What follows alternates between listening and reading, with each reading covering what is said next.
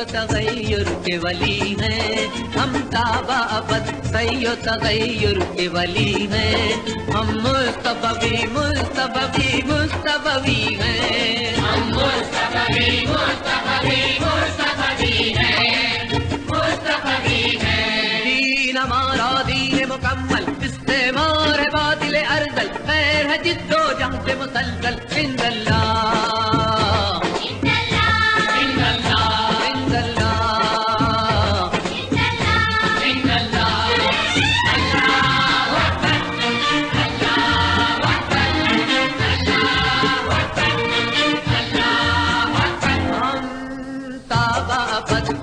تغیر کے ولی ہیں، ہم تابع ابد سی و تغیر۔ بسم اللہ الرحمن الرحیم، السلام علیکم۔ اس بہترین نعت جو آپ نے بیک گراؤنڈ میں سنی، اس سے خود آپ نے اندازہ لگا لیا ہوگا کہ یہ پروگرام پاکستان کے عظیم شاعر جمیل الدین عالی کی یوم ولادت کے موقع پر اردو بیٹھک کی طرف سے رکھا گیا ہے۔ اس سے پہلے اردو بیٹھک مرزا غالب پر پروگرام کر چکی ہے۔ ہم کوشش کر رہے ہیں کہ ہر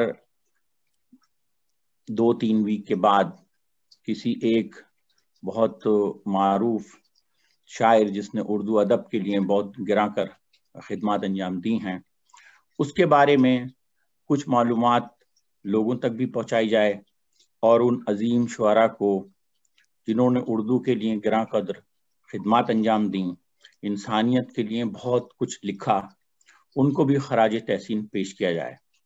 تو آج ہمارا پروگرام جمیل الدین عالی صاحب کے لیے ہے۔ میں سب سے پہلے ڈاکٹر مہتاب خان سے درخواست کروں گا کہ وہ جمیل الدین عالی کے حالات زندگی پر، ان کی سوانح حیات پر کچھ روشنی ڈالیں۔ ڈاکٹر مہتاب خان۔ بہت بہت شکریہ۔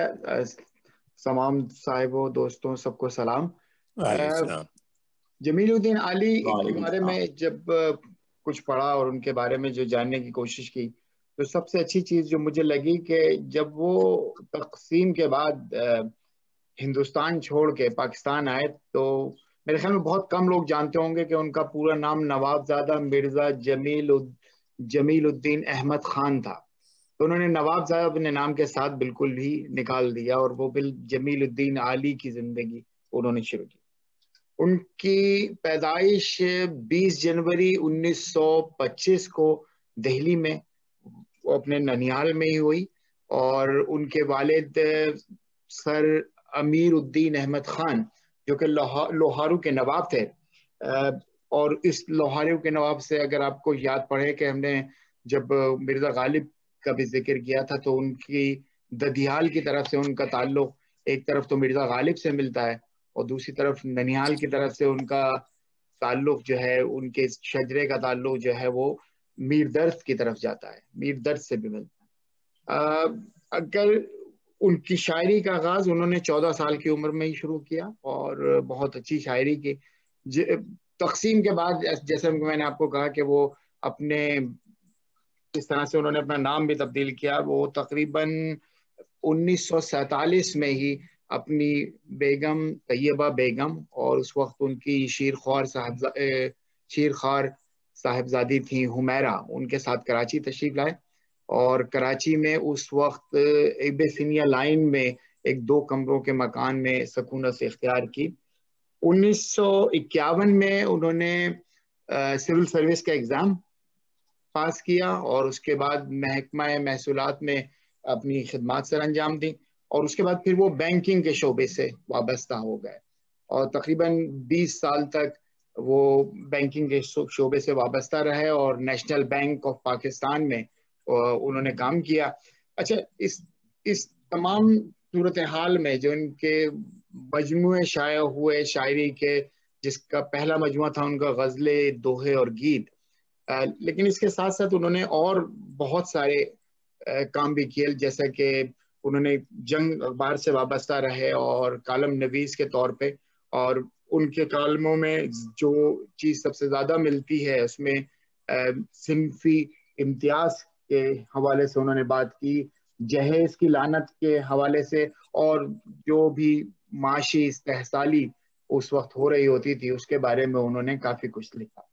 جو سب سے بڑی چیز اور ان کی زندگی کی میں کہوں گا سب سے بڑی جو اچیومنٹ تھی یا جو وہ انہوں نے انجمن اردو ترقی اردو میں وہ مولوی عبدالحق کے ساتھ رہے، اور جس کو میں جب بھی کبھی اپنے بچپن میں گزرا کرتا تھا گلشن کے علاقے میں، تو وہاں ایک اردو کالج ہوا کرتا تھا.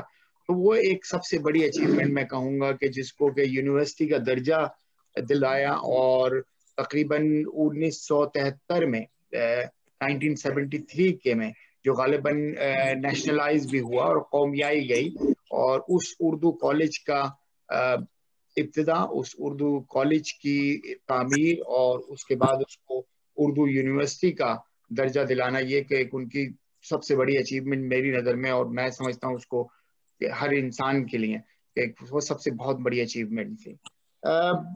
جہاں تک ان کے انتقال کی بات ہے کہ ان کا انتقال 23 نومبر 2015 میں ہوا، اور سب کو وہ بیچارے اپنے لواحقین کو بڑا آسودہ چھوڑ کے اس دنیا فانی سے کوچ کر گئے.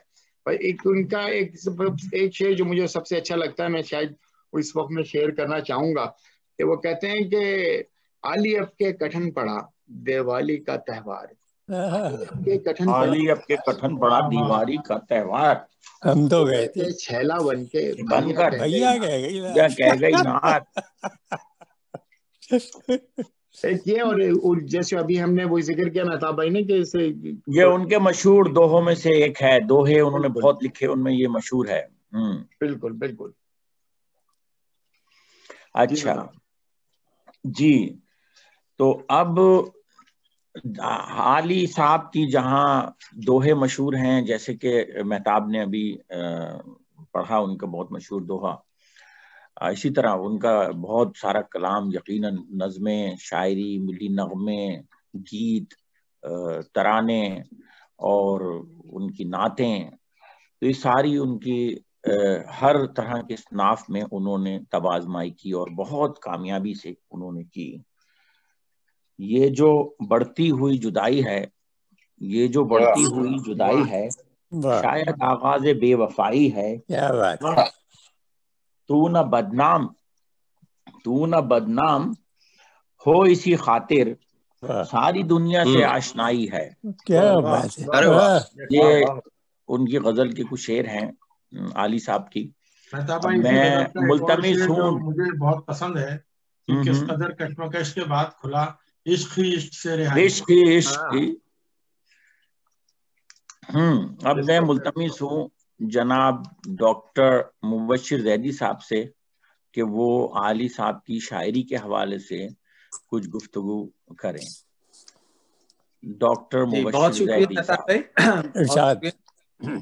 تمام دوستوں کو میری طرف سے السلام علیکم، اور وعلیکم السلام. میں شریک کرنے کا.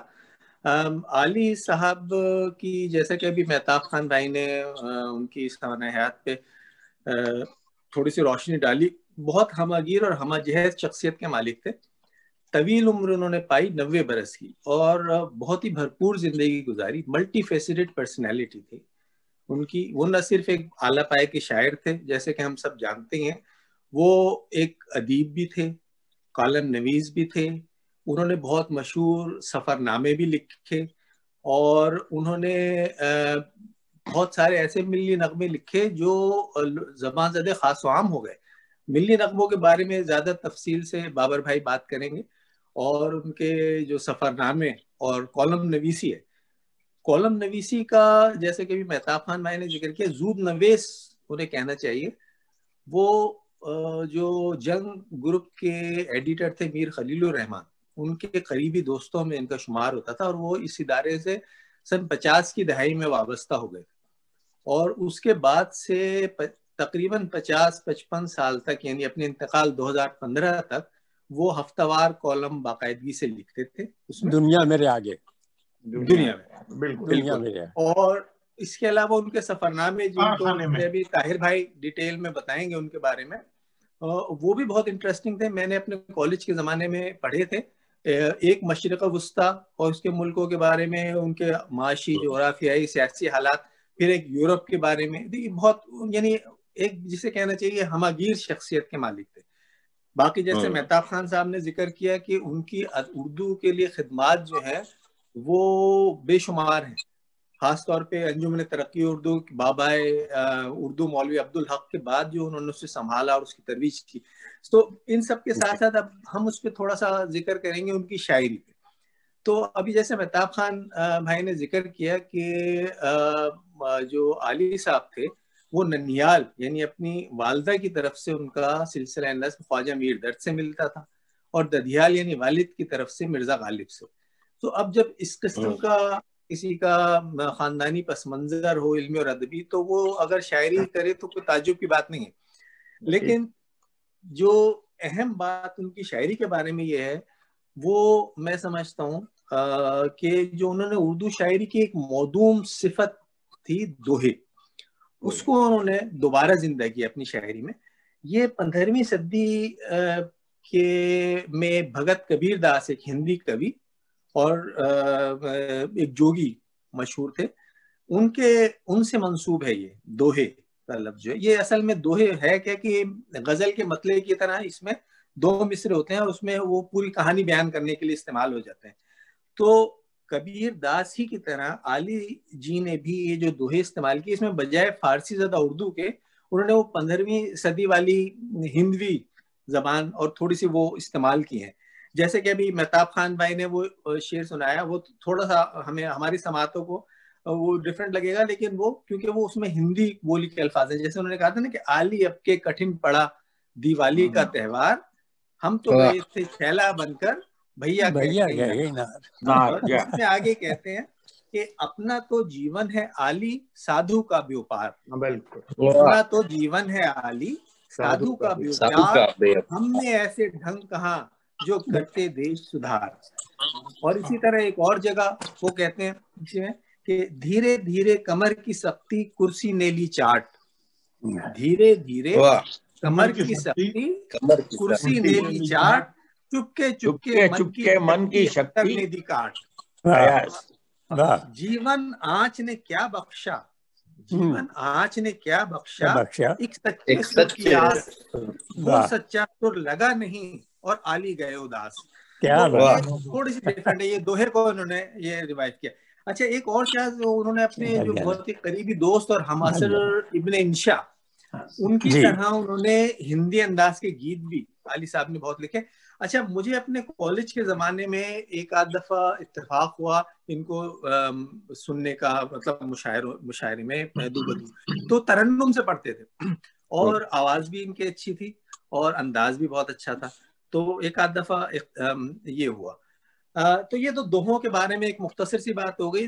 دوہے انہوں نے بہت کہے، بے شمار کہے، لیکن اس کے علاوہ انہوں نے غزل اور نظم میں بھی تبازمائی کی اور اس میں بھی انہوں نے نت نئے موضوعات کا احاطہ کیا. تو غزل کے چند اشعار پیش کرتا ہوں. شاید پہلے تجلی نقوی بھائی نے بھی اس کا ذکر کیا تھا. اس میں سے یہ تھا کہ تیرے خیال کے دیوار و در بناتے ہیں، خیال کے دیوار و در بناتے ہیں، دیوار و در بناتے ہیں، ہم اپنے گھر میں بھی تیرا ہی گھر بناتے ہیں. آگے کہتے ہیں بجائے یوم ملامت رکھا ہے جشن میرا، یوم ملامت رکھا ہے جشن میرا، میرے بھی دوست مجھے کس قدر بناتے ہیں. اور آگے یہ شعر میرے خیال میں یہ طاہر نقوی بھائی ہمیں یاد کرا رہے تھے کہ ان کو بہت پسند ہے کہ دل آشفتہ پہ الزام کئی یاد آئے، دل آشفتہ پہ ایمان کئی یاد آئے، الزام کئی یاد آئے، جب تیرا ذکر چھڑا نام کئی یاد آئے. اور کچھ نہ تھا یاد بجز کار محبت ایک عمر، کچھ نہ تھا یاد بجز کار محبت ایک عمر، وہ جو بگڑا ہے تو اب کام کئی یاد آئے. تو یہ تو غزل کا ان کا تھوڑا سا ہو گیا. اچھا نظم میں بھی علی جی نے تبازمائی کی اور انہوں نے نظم میں ایک نئے اور مشکل رجحان کی پیروی کی جو کہ ہے طویل نظم کی تخلیق.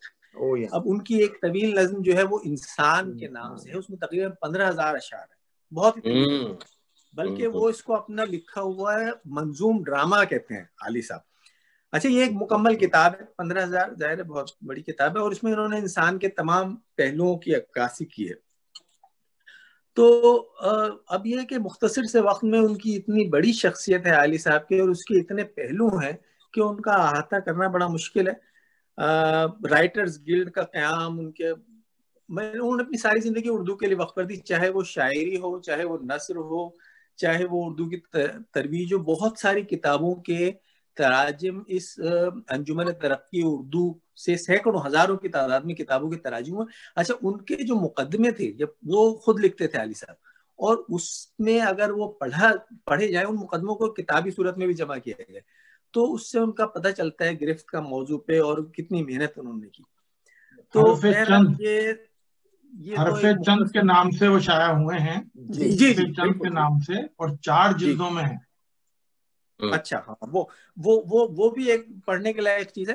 تو یہ بس آخر میں ان کا یہ ایک آپ کو چھوٹا سا قطعہ سناتا ہوں کہ کچھ دن گزرے علی صاحب علی جی کہلاتے تھے. علی صاحب علی کچھ جی دن گزرے علی صاحب علی جی کہلاتے تھے. محفل محفل قریے قریے شعر سنانے جاتے تھے. قدر سخن ہم کیا جانے, قدر سخن ہم کیا جانے, ہاں رنگ سخن کچھ ایسا تھا, اچھے اچھے کہنے والے اپنے پاس بٹھاتے تھے. دوہے پڑھنے اور کہنے کا ایسا ڈھنگ نکالا تھا, دوہے پڑھنے اور کہنے کا ایسا ڈھنگ نکالا تھا, سننے والے سر دھنتے تھے اور پہروں پڑھواتے تھے. بہت شکریہ. تجلی نقوی بھائی. ہاں آپ نے بات کی ان کے دوہوں کی, تو دوہے تو جو 14ویں صدی میں یہ تھے, کبیر تلسی داس جن کا آپ نے نام لیا, اس کے بعد جو ہے امیر خسرو نے بھی دوہے لکھے, مستر خیر آبادی کا بھی نام ہے, بہت سارے نام ہیں. لیکن جدید اس میں پاکستانی دوہے کے حوالے سے جو ہے ان میں کہا جاتا ہے کہ جی جمیل الدین علی صاحب نے جو ہے ایک ادبی اجتہاد کیا ہے, جس میں انسان کے مسائل کو اور جدید زبان کو بھی استعمال کیا ہے, پرانی زبان کو بھی استعمال کیا ہے, ہندی کو بھی استعمال کیا ہے انہوں نے اپنے دوہے میں. اور یہاں ندا فاضلی صاحب نے بھی جو ہے دوہے کہے ہیں, اور بہت سارے شاعر ہیں. لیکن اردو کے اندر جو ہیں, اگر مجھے یاد ہو رہا ہے تو کوئی شمس الاشاق جو ہے میرا جی, انہوں نے دوہوں کی ابتدا کی ہے اردو میں. یہاں انہوں نے علی صاحب کا انہوں نے جیسے بتایا, وہ کہتے ہیں کہ بابو گیری کرتے ہو گئے علی کو 2 سال, بابو گیری کرتے ہو گئے علی کو 2 سال, مرجھایا وہ پھول سا چہرہ, بھورے ہو گئے بال. اب دوہے میں جو جتنے میں نے پڑھے دوہے, ان میں کسی میں ردیف نہیں دیکھی. تو میرے خیال میں دوہے جو ہیں وہ 2 مصرے ہیں جس میں ردیف نہیں ہوتی, قافیے ہوتے ہیں. مطلع کی طرح جی مطلع غزل کا مطلع ہے, لیکن غزل میں ردیف ہوتی ہے, اس میں جو ہے وہ ردیف کی کوئی پابندی نہیں ہے. زیادہ تر جو ہے جتنے بھی نظر سے میرے گزرے ان میں ردیف نہیں ہے. چلیں, ہم نے علی صاحب کی کچھ شاعری کی بات کی, اور بہت سارے اشعار ہم نے جو ہیں ڈاکٹر مبشر صاحب سے سنے. ہمارے ساتھ ہیں جنگ کراچی, نمائندہ جنگ سکھر بھی ہوتے تھے, جنگ کراچی کے ایڈیٹر تھے, اور مختلف اخبار میں جو ہیں وہ کالم نویس ہیں, لکھتے رہتے ہیں, آج بھی لکھتے رہتے ہیں. ان کی بہت شخصیات سے ملاقات رہی ہے, اور علی صاحب سے بھی ان کی کئی ملاقاتیں رہی ہیں. تو ہم چاہتے ہیں کہ علی اختر جعفری صاحب جو ہمارے درمیان موجود ہیں, وہ علی صاحب کی شخصیت پر, ان سے ان کی ملاقاتوں پر, اور انہوں نے اس تمام ملاقاتوں میں کیا کچھ ان کے بارے میں دیکھا, تو ہم چاہیں گے کہ وہ اپنے مشاہدے, اپنے تجربے, اور علی صاحب کے بارے میں جو بھی ان کی معلومات ہے وہ ہم سب سے یہاں شیئر کریں. تو میں گزارش کروں گا, ملتمس ہوں میں جناب علی اختر جعفری صاحب سے کہ وہ علی جمیل الدین علی صاحب پر کچھ اپنے تاثرات کا اظہار کریں. بہت شکریہ, بہت مہربانی, بڑا کرم. اور یہ جو آپ نے یہ راگ کو کریدا ہے, تو اس میں سے کچھ چنگاریاں نکل رہی ہیں, اور میں دراصل میرا موضوع سخن جو ہے یہ آپ تو اشعار اور یہ ساری ثقیل باتیں کر رہے ہیں، تو میں ذرا میری جو ہے ابتداء طبع وہ ہے دراصل مزاح کی طرف. تو ظریف الطبع ہیں آپ. جی اب کہہ سکتے ہیں. تو قصہ یہ ہوا کہ علی صاحب کہاں میں کہاں، یعنی من کجا ہی کجا والی بات ہے. مگر میری خوش قسمتی یہ ہوئی کہ جب ہم انڈو پاکستان مشاعرے کراتے تھے تو ہمارے ہاں سکھر میں یاور مہندی صاحب کے چھوٹے بھائی جو تھے حسن مہندی، وہ زیر الجیب تھے، اور جو علی صاحب جو تھے وہ نیشنل بینک کے کرتا دھرتا تھے، اس طرح ایگزیکٹو وائس پریزیڈنٹ تھے. تو جب پہلا مشاعرہ ہم نے کرایا 78 میں، جس میں ہندوستان کے تمام مشہور شعراء اور پاکستان کے تمام مشہور شعراء شامل ہوئے، تو ہمیں بھیجا گیا علی صاحب کے پاس کہ آپ علی صاحب کے پاس جائیں اور ان سے ساری ہدایت لے کے آئیں. تو میں مشاعرے سے 2 دن پہلے ان کے دفتر میں جب پہنچا تو میں بے انتہا خوفزدہ تھا، اتنی بڑی شخصیت سے میں ملنے جا رہا تھا. مگر میں جیسے تیسے کر کے پہنچ گیا وہاں، اور میں نے اپنا تعارف جب ان سے اپنا کرایا تو کہنے لگے آئیے میاں بیٹھیے، 2 منٹ ادھر بیٹھیے گا. تو میں ادھر صوفے پہ بیٹھ گیا، وہ اپنے افسران کے ساتھ مصروف سے گفتگو میں، اور اس وقت اٹھ کے وہ میری طرف آئے. تو اس زمانے میں ایک فیشن یہ تھا کہ بڑے آدمی جو تھے وہ بنے ہوئے چنے رکھتے تھے اپنے پاس، وہ ڈھونگتے رہتے تھے، اور مہمانوں کی خاطر مدارات بھی اسی سے کرتے تھے. اس وقت میرے دانت بھی تھے اصلی. خیر میں بیٹھا تو مجھ سے باتوں مجھ سے کہنے لگے کہ میاں کہاں سے تعلق ہے؟ تو میں نے کہا صاحب میں آگرے سے. کہنے لگے کہ مرزا نوشا کے ننیالی ہیں آپ؟ تو یوں ہمیں فوراً انہوں نے ماموں بنا دیا.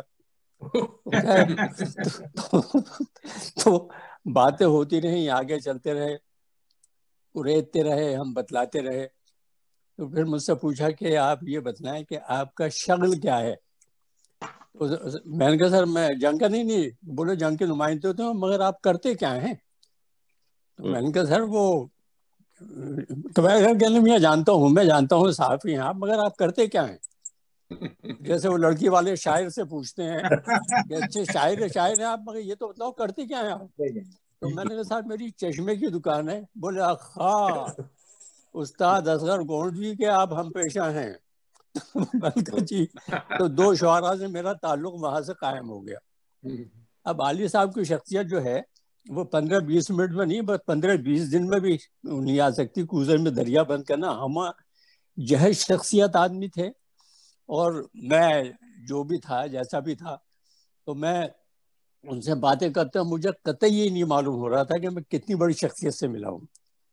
اور آپ یقین کیجئے کہ اس وقت تک میں بہت یعنی جاہل ترین آدمی تھا، مگر علی صاحب کی محبت اور علی صاحب کی جو وہ تھی اس شخصیت تھی، اس سے میں ایسا گرویدہ ہوا ان سے. اب علی صاحب کے معاملے میں اگر آپ اجازت مجھے دیں تو کچھ حقیقتیں بیان کر دوں. جی علی صاحب بالکل آپ کو اسی لیے بلایا ہے کہ آپ جو ہیں ان سے کافی ملاقاتیں رہی ہیں آپ کی. جی میں نے بعد میں بڑا قریدا علی صاحب کو، اور علی صاحب کو متعلق میں نے بہت پڑھا. اور دنیا میرے آگے تو میں خیر پڑھتا ہی تھا، وہ بعد میں پہلے تو سمجھ میں نہیں آتی تھی، سچی بات آپ کو بتلائیں. اس کے بعد بات یہ ہے کہ علی صاحب کی سب سے بڑی جو شخصیت تھی وہ یہ تھی کہ انہوں نے اپنی بھتیجی سے شادی کی جو ان سے 7 سال بڑی تھی، اور مچل گئے کہ میں تو انہی سے شادی کروں گا. خیر صاحب شادی ہو گئی تو وہ جو ان کی بیگم صاحبہ تھیں جناب طیبہ خاتون صاحبہ، ان کو ہم نے دیکھا ہے. وہ مغلیہ غرارے میں بہت باوقار خاتون تھیں، اور علی صاحب جس انداز میں علی صاحب کا رویہ تھا تو اس سے ضرورت کہ بے انتہا عزت کرتے ہیں ان کی. اسی طریقے سے علی صاحب کا سب سے بڑا جو ایک کارنامہ تھا جس کے لیے میں آپ کو بتا دوں، وہ پورے یعنی اگر پاکستان کے مصنفین اور ادیبوں پر احسان تھا، وہ رائٹر گلڈز تھا. رائٹر گلڈز قائم کیا ایوب خان کے دور میں، اور اس کے لیے میں نے طاہر سے بھی بتلائی کہ ایک دفعہ میری قرۃ العین حیدر صاحبہ سے ملاقات ہوئی لاہور میں گلبرگ میں. تو وہ میں جن صاحب کے ساتھ گیا تھا تو ایک جملہ میرے کانوں میں یہ پڑا کہ علی نے انہوں نے کہا پاکستان سے کیوں چلی گئی؟ کہنے لگے عالی نے میرے پاؤں کو نیچے انگارے بچھا دیے تھے. اب وہ انگارے تو بچھائے نہیں تھے. اب عالی صاحب کا ایک باقاعدہ ایک بہت بڑی ایک کمیٹی ہوتی تھی جس میں کہ کتابوں کو وہ کیا جاتا تھا. تو وہ متوقع تھی آنکھ کے دریا کو ملنا چاہیے گل کا انعام. وہ مل گیا جمیلہ ہاشمی کو. تو وہ اس بات پر ناراض ہو گئی، بلکہ انہوں نے جو وہ خط لکھا ان کو، کیا نام ہے اپنی ہماری کون سی شاعرہ تھیں، پروین شاکر کو، پروین شاکر، اس میں بھی تذکرہ کیا. مگر عالی صاحب جو کام کر کے چلے گئے اس میں نہ صرف یہ بلکہ انجمن ترقی اردو اور اردو کالج اور اس کے بعد پھر اردو یونیورسٹی کا جو قیام ہے وہ صرف عالی صاحب یہ کر سکتے تھے، ورنہ اور کسی کے بس کی بات نہیں تھی. اور اس میں سب سے بڑی بات یہ کہ اس کے لیے اس قدر مستقل انتظام کر کے چلے گئے ہیں کہ وہ یونیورسٹی جو ہے وہ دن بدن ترقی کرتی رہے گی اور عالی صاحب کا نام جو ہمیشہ زندہ رہے گا. اور میں تو جانتا ہوں کہ مولوی عبدالحق کے بعد اگر اردو کا سب سے بڑا احسان ہے کسی کا تو جمیل الدین علی صاحب کا ہے.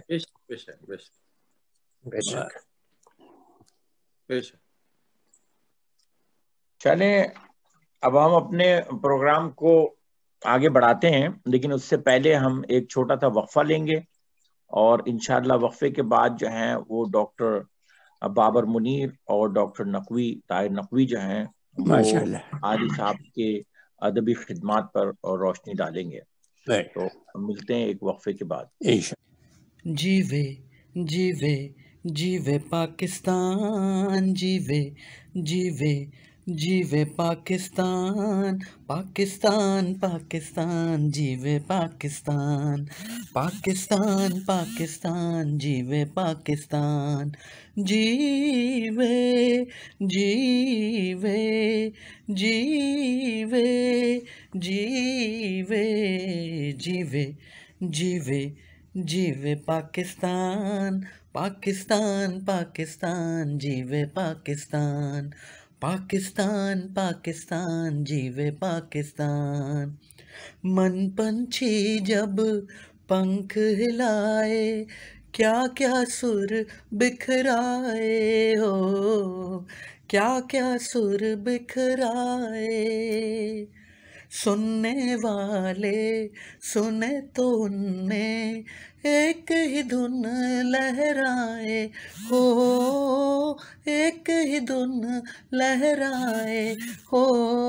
پاکستان پاکستان پاکستان پاکستان جیوے پاکستان، جیوے جیوے جیوے پاکستان، پاکستان پاکستان جیوے پاکستان، پاکستان پاکستان جیوے پاکستان. السلام علیکم. تو پھر ہم دوبارہ حاضر ہوتے ہیں اور اپنے پروگرام کو آگے بڑھاتے ہیں. جیسے کہ ملی نغموں کے حوالے ابھی جو ہے وہ بیک گراؤنڈ میں آپ نے ملی نغمہ سنا، انہوں نے دوحے میں بھی اسی طرح کی باتیں کی ہیں، انسان دوستی کی. جیسے یہ پورا جو جہان ہے، کائنات ہے، پورا ملک ہے یا دنیا ہے، لوگ ہیں، یہ اللہ کا کنبہ ہے، ایک دوسرے سے جڑے ہوئے ہیں، ان کا خیال رکھنا ہے. اسی طرح جو ہے وہ عالی صاحب کی جو شاعری ہے اسی سے انسان کے احساسات سے اور انسان دوستی سے بالکل پیوست رہی ہے. جیسے عالی صاحب ایک دوہے میں کہتے ہیں، ایک دوجے کا ہاتھ پکڑ لو، ایک دوجے کا ہاتھ پکڑ لو اور آواز لگاؤ. ایک دوجے کا ہاتھ پکڑ لو اور آواز لگاؤ. اندھیاروں اندھیاروں یہ سورج آیا، اندھیاروں سورج آیا، سورج آیا، اندھیاروں سورج آیا، سورج آیا جاؤ. تو وہ دوہے میں بھی جو ہے وہ اسی طرح لوگوں کو جو ہے وہ روشنی کے راستے دکھاتے ہیں. تو ہم اب پروگرام کا سلسلے کو آگے بڑھاتے ہوئے ڈاکٹر بابر منیر سے درخواست کرتے ہیں کہ وہ عالی صاحب کے ملی نغموں کے حوالے سے جو ہے وہ کچھ گفتگو کریں. جناب ڈاکٹر بابر منیر صاحب. جناب سلام اور آداب تمام حاضرین اور ناظرین. کیا میرے لیے بڑے اعزاز کی بات ہے کہ اس شخص کے بارے میں بات کر رہا ہوں جو پاکستان کی آن شان اور پہچان ہے. بے شک وہ پاکستانی بہت بڑے پاکستانی تھے، بہت بڑے پاکستانی. اور وہ ایک ایسا شاعر تھا کہ لفظ ان کے تابع تھے. وہ تمام زندگی حروف کو اپنی مرضی کے مطابق استعمال کرتے گئے. بے شک. اور پاکستان میں ہم نے بہت ساری شخصیات ایسی ہیں، خاص طور پہ جب ہم شاعروں کی بات کرتے ہیں، کہ جن کی شاعری بڑی نمائندگی کرتی ہے ملک کی، لیکن جب عملی کام کا نام آتا ہے تو پھر ان کی عملی کاوش اتنی زیادہ نظر نہیں آتی. بے شک. جمیل الدین علی کی شخصیت اس قدر خوبصورت شخصیت ہے کہ وہ بہت انسپائرنگ شخصیت تھے. میں جب ان کا مطالعہ کر رہا تھا، اٹ واز سچ پازیٹیو، اتنی خوبصورت شخصیت ہے کہ وہ ہم سب کے لیے ایک انسپائریشن ہے. جیسے کہ جعفری صاحب نے ذکر کیا کہ اردو یونیورسٹی، اس کا قیام اور اس کے علاوہ ان کی جو شاعری ہے اس میں جو پازیٹیوٹی، جو مثبت رویہ نظر آتا ہے، وہ ایک انتہائی خوبصورت چیز ہے ان کی شاعری میں. اور جس طرح انہوں نے احساسات اور جذبات کی نمائندگی کیا، اس میں کہیں پہ بھی ان کو پاکستان سے مایوس نہیں دیکھا، بلکہ انہوں نے ہمیشہ پاکستانی قوم کو حوصلہ دیا، ان کو سمت دی، ان کو آگے بڑھایا. اور ان کا ایمان تھا، ان کا اس بات پہ مکمل ایمان تھا کہ پاکستان میں وہ تمام پوٹینشل ہے جس کی وجہ سے وہ آگے بڑھے گا. وہ اپنے نام کی طرح عالیشان شخصیت تھے. بے شک بے شک. محب الوطنی کے جذبے سے سرشار اور اسی وجہ سے لازوال شہرت کے حامل ایک ایسی شخصیت جو جیسے کہ مبشر بھائی بھی کہہ رہے تھے کہ انہوں نے خاصی لمبی عمر پائی، لیکن خاصے ایکٹیو رہے. مطلب جب تک کہ وہ صاحب فراش نہیں ہوئے آخری چند سالوں میں، ہی واز ویری ایکٹیو. وہ خاصے مشاعروں میں بھی شرکت کرتے تھے. لیکن ان کے ملی نغمے جن کی طرف جناب تجلی نقوی صاحب نے مجھے کہا ہے کہ تھوڑی سی نشاندہی کریں، تو ملک و قوم کا کوئی ہی یادگار دن ایسا ہوگا جب ہم جناب جمیل الدین علی کے نغموں سے رہنمائی حاصل نہ کرتے ہوں گے. بے شک بے شک. اور جیسے کہ 1965 کی جنگ جبکہ خاصا سخت وقت تھا، اس وقت زبان ہر خاص و عام ایک نغمہ ہے کہ اے وطن کے سجیل جوانوں، میرے نغمے تمہارے لیے، سرفروشی ہے ایماں تمہارا، میرے جو نغمے دردوں کے پرستار ہو تم، جو حفاظت کرے سرحدوں کی وہ فلک پوش دیوار ہو تم. سارے ملک کو جوڑا. اور اس وقت میں بلکہ آج تک یہ ترانہ ہم سب کے زبانوں پہ جاری ہے. اسی طرح ان کے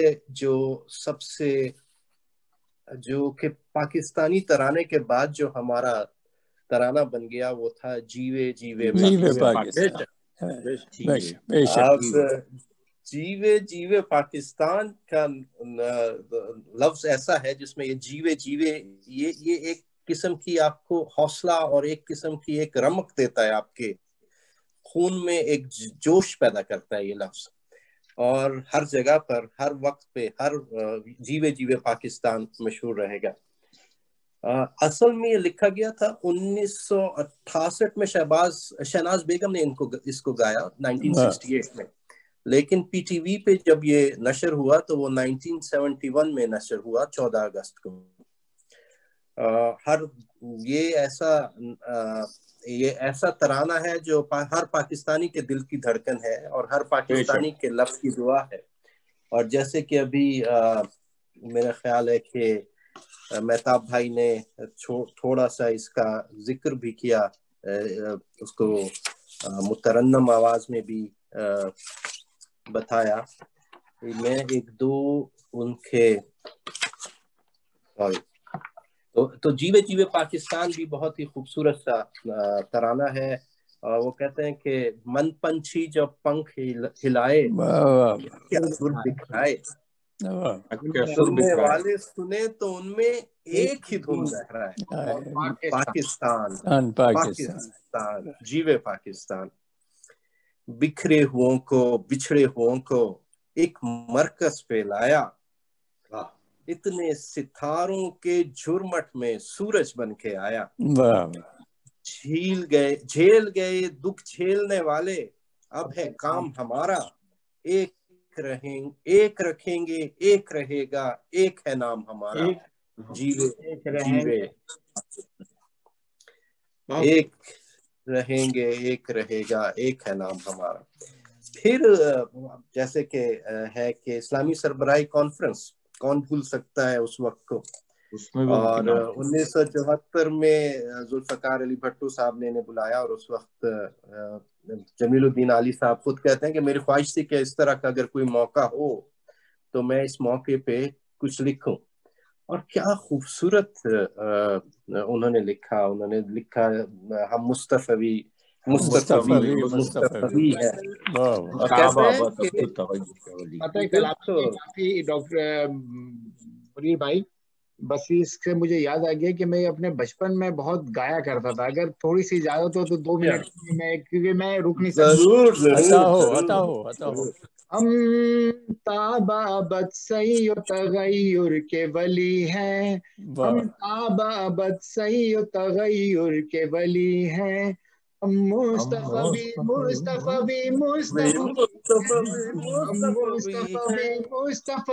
مصطفی ہیں، ہم مصطفی ہیں، دین ہمارا دین مکمل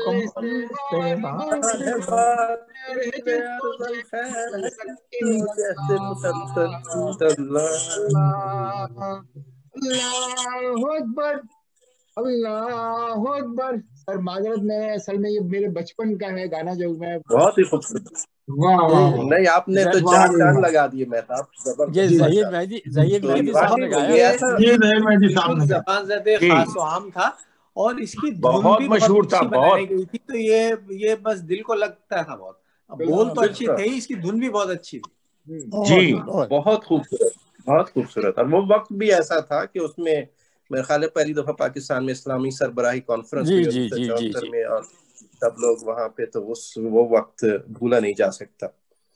1976 میں اب عالمی دن تھا خواتین کا، اور اس میں ان کا بڑا مشہور انہوں نے نغمہ لکھا، ہم مائیں بہنیں بیٹیاں، دنیا کی عزت تم سے ہے۔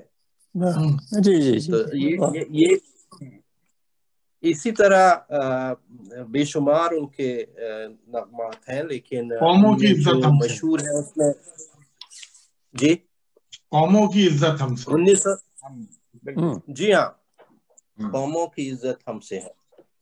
1986 میں جو ان کا نغمہ پہ مشہور ہوا وہ تھا جو نام وہی پہچان، نصرت فتح علی خان نے بھی گایا، پاکستان پاکستان۔ جی ہاں، 1996 میں پھر ایک اور نغمہ بڑا زبان ہر زد خاص و عام ہوا، میرا پیغام پاکستان، میرا انعام پاکستان، محبت امن ہے اور امن کا پیغام پاکستان۔ تو پاکستان کی جو نمائندگی انہوں نے کی، اور جو پازیٹیوٹی تھی، جو مثبت انداز تھا، اور جو یقین کامل تھا انہیں اس مملکت پر اور اس کے لوگوں پر، اور جس طرح وہ اس کو موٹیویٹ کرتے تھے۔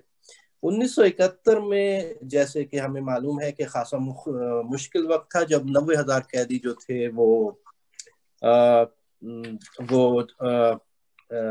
چلے گئے تھے انڈیا کی تحویل میں۔ تو اس وقت انہوں نے لکھا تھا کہ اے دیس کی ہواؤں، سرحد کے پار جاؤ اور ان کو چھو کے آؤ۔ پھر جب وہ واپسی کی امید آئی تو انہوں نے لکھا کہ اے دیس کی ہواؤں، خوشبو میں بس کے جاؤ اور ان کو لے کے آؤ۔ تو بڑا ہی خوبصورت انداز تھا ہر لمحے اور ہر موقع کی مناسبت سے۔ چائنا کے جب پاکستان اور چائنا کے بارے میں بھی انہوں نے ایک ترانہ لکھا، اور وہ تھا کہ پاک چین کے عوام مرحبا، इनकलाब के क़याम मरहबा, या चीन यूपी वान सोए, पाक चीन दोस्ती जिंदाबाद। तो वो पाकिस्तान को जब जब जरूरत पड़ी उन्होंने उसके लिए अपनी खिदमत पेश की और उर्दू जुबान के लिए अपनी खिदमत पेश की। इसी तरह अल्लन फकीर ने उनका एक बड़ा ही खूबसूरत नगमा पढ़ा, इतने बड़े जीवन सागर में तूने पाकिस्तान दिया, इतने बड़े जीवन सागर में तूने पाकिस्तान दिया। लेकिन एक और उन्होंने तराना लिखा था जो कि मुल्क के इनाम था, लेकिन इतना उसको एज ए तराना नहीं लिया जाता, और वो था मैं छोटा सा एक लड़का हूँ पर काम करूंगा बड़े बड़े, पर काम करूंगा। ये भी बड़ा मशहूर हुआ था, बहुत मशहूर है, ये तो बहुत मशहूर है। लड़के हैं मैं सबको एक बनाऊंगा, मैं सबको नेक बनाऊंगा, जो बिछड़े हुए हम ज्योतियां इन सबको एक बनाऊंगा। सब आपस में मिल जाते हैं जो रहते हैं अब लड़े लड़े, मैं छोटा सा एक लड़का हूँ पर काम करूंगा बड़े बड़े।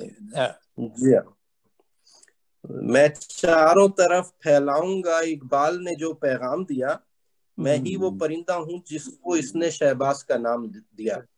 तो इसका किसी सियासी परिंदे से ताल्लुक नहीं है जो इस नज़म का लेकिन तो बहुत ही ये चंद, लेकिन आली साहब ने काफी सियासत में हिस्सा लिया है जी, वो सेनेट के मेंबर। जी हाँ, वो सेनेटर रहे। वो वही मैं कह रहा था कि ये बाबर भाई जो जिक्र कर रहे थे, तो कूचे सियासत में भी दश्त नवर्दी की है। ये 70s में जो बता रहे हैं इस्लामी सरबराह कॉन्फ्रेंस के लिए उनका मिली नगमा लिखा, उस जमाने में वो पीपल्स पार्टी के काफी करीब थे। जी, और के काफी करीब थे। 1977 के इलेक्शन में वो बंस रोड से सूबाई असेंबली का पीपल्स पार्टी के टिकट पे इलेक्शन लड़े थे, और मुकाबिल उनके थे जनाब जमात इस्लामी के मुनव्वर हसन साहब, जो कि बाद में अमीर जमात इस्लामी बने। तो आली साहब हार गए थे उसमें, लेकिन उन्होंने बाकायदा हिस्सा लिया था।